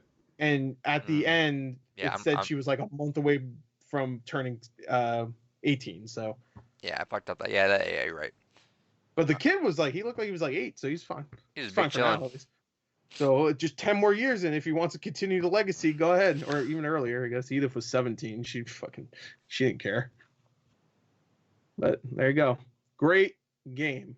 Hey, and it's funny because when we describe all this heinous shit going, it's paced out so well though, and it's so tidbit that it does not grate on you. Like it's fucked up, but you just keep going, and it's not like that. Like I implore everybody to look at each room though. I want everybody to like just don't go to the dot right there. To be fair, to be honest, I wish the dot didn't exist. You know, a little dot to tell you where to go next. I wish it would disappear once you got right up in its face. So you have to actually explore the room. I also implore anyone that's still watching this that has not played the game to stop and go play the game. Yeah. Well, I'm more talking to the people that have already played the game that maybe want to go and play it again and then notice little things. Right. Like in the Sam and Calvin room, you know, just like the little like etchings that they make while they're getting higher on the wall. You see like one of them stops because he died. Just little things like that. Yeah. I know there's a lot of. It's funny when I talk to people that watch movies that aren't necessarily like as into the ideas of movies that we are. Like, for example, and I keep going. Like my coworker watched Uncut Gems. A couple of us did, and we were talking about it. And just one of us was like, I just didn't like it. Just not my kind of movie. And we were talking, me and the other one, we're like, oh, we were super into it. But he's like, yeah, just not like that. It's funny because kind of putting that into it because you realize that a lot of heavy stuff or a lot of anxious stuff really people just do not want that. Even though and they describe it as a negative, which is funny, where they're like, I was just so anxious, I just hated it. I'm like, well, that they did their job. That was they did exactly what they wanted to do was make you anxious and feel that. So I can't ever hit you for the negative for that.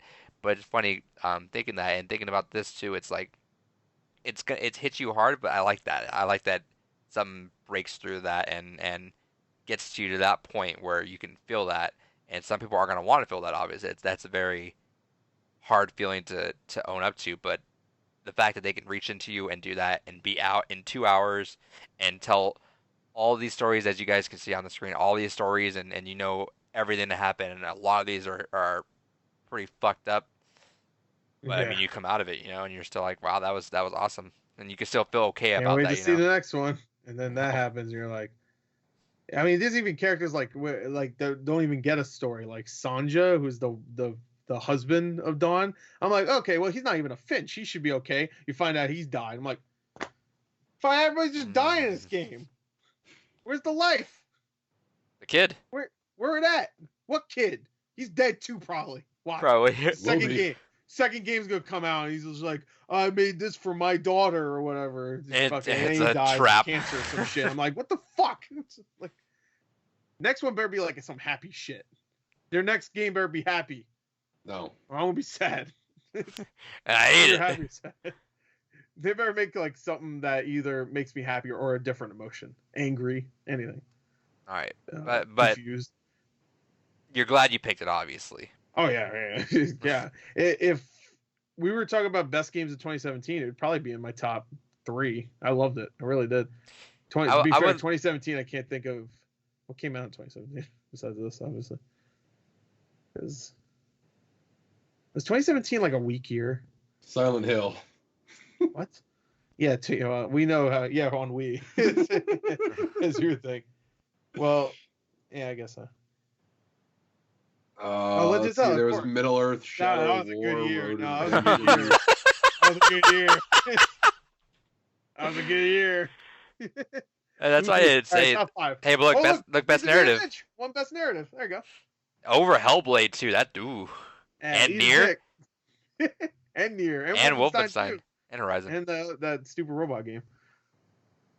Actually, that could go with Nier or Horizon. The stupid robot game. I could go with Wolfenstein 2 also. Was that a weak year? Oh wait, hold on. That was good year. I think of anything because my brain's slow. But well, to be fair, there's like 4 amazing games here that I played at least. I know Persona 5 is amazing. I haven't played it. That was Cuphead year. Cuphead was one of my ones I wanted to put in for games gone by, but I feel like that's gonna be a little bit too much for us. But it's still on my list of potentials that I might want to do. I guess we could try it. I've always said that Cuphead's the one game that I do not want to play because I just do not want it to end. I want to know that there's more for me around. Well, there's DLC coming, so you should. Yeah, so I'm probably gonna just play the DLC. Dude, what a good year for top 5. Look at these independent games. Is your Cuphead, Hellblade, Night in the Woods, Pyre, and Edith Finch. That was a good year for indies. And of course, I would say Edith Finch should have won at this point. I played Cuphead. I didn't finish it. I gotta play Hellblade and Night. I love in the Woods. Yeah, I gotta play Hellblade. Can we look at the game of the year again? Because pretty much everything in game of the year besides Persona 5 and Horizon. PUBG. So just oh shit, never mind. I didn't know Battlegrounds was in there. I thought Nier was in there. Okay, just Zelda and Mario then. That was the year that PUBG was fucking like everywhere. Yeah, though. So now I get that. Okay, not even enough people to play one game. Sad. Dude, if they swapped PUBG with Cuphead, that would have been. Whew. Resident Evil 7 came out that year. Resident Evil 7's 3 years old. Oh my god, I'm gonna die soon. You're gonna be a Finch. Yeah. Well, yeah. If I was a Finch, I would have died about 20 years ago at this point. Don't forget, Stardew Valley came out too on Switch. Well, it came out Switch. Doki Doki was also 2017. Oh god, I'm gonna have a heart attack. Tekken 7. Wow. Well, that's for me, baby. That's for you guys. Nidhogg. Oh, Injustice 2 though, game of the year for fighting at least. Yeah, okay. So top 5 somewhere. I'd say Uchi and Yoshi's Woolly World. Well, Wolfenstein. All right, this is my top 5. I'm gonna make a top 5 right here for 2017, real quick. Number 1, the game, Zelda. Number 2, Mario. Number 3, Wolfenstein 2. Number 4, Resident Evil 7. Number 5, What Remains of Edith Finch. And wait till you play Persona 5. Oh yeah. Well, that'll be the Royal Edition, so that counts for this year. Yeah. So. I don't count for 2017 anymore. But that's from what I see here. Is there anything else? Prey. No, Nier I didn't finish, so I can't. Nier is gonna be a game that we play eventually. Good. So that's my top 5 for 2017. Never did one. So there you go. Now I did. Most anticipated game, Last of Us Part 2. 3 years later, it's coming out finally. Yeah. Anyway, hey, look, Faker won.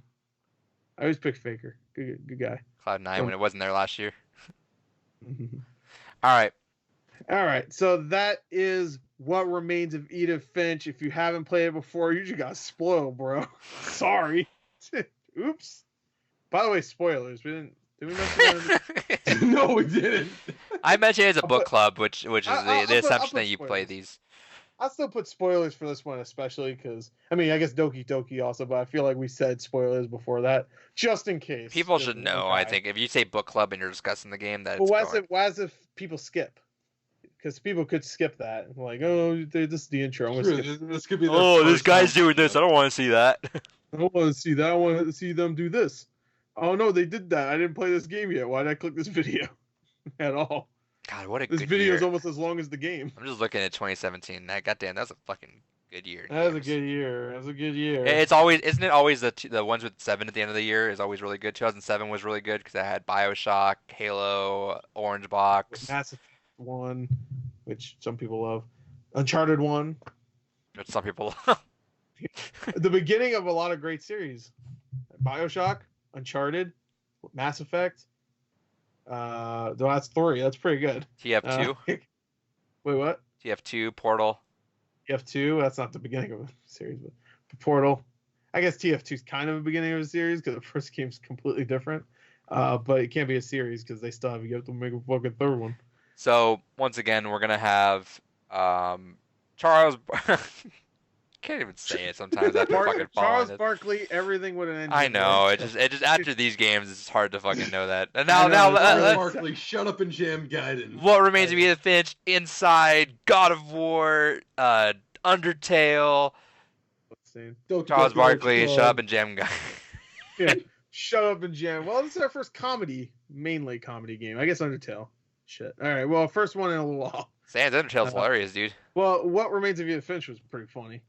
See how that kid flew? If you like dark humor. Yeah, if you like, no, just like comedy. That's still by M. This just looked like regular comedy. I still like how messed up we are. We're like, hey, what's a really good comedy? Oh, Killing of a Sacred Deer. Well, no. I don't care what anybody says. That's a fucking comedy. We need to make David loves dark comedy. He would love. David, you want to watch that movie with us? Sure. I've been wanting to watch that recently. It's our movies gone by. That's our St. Patrick's Day.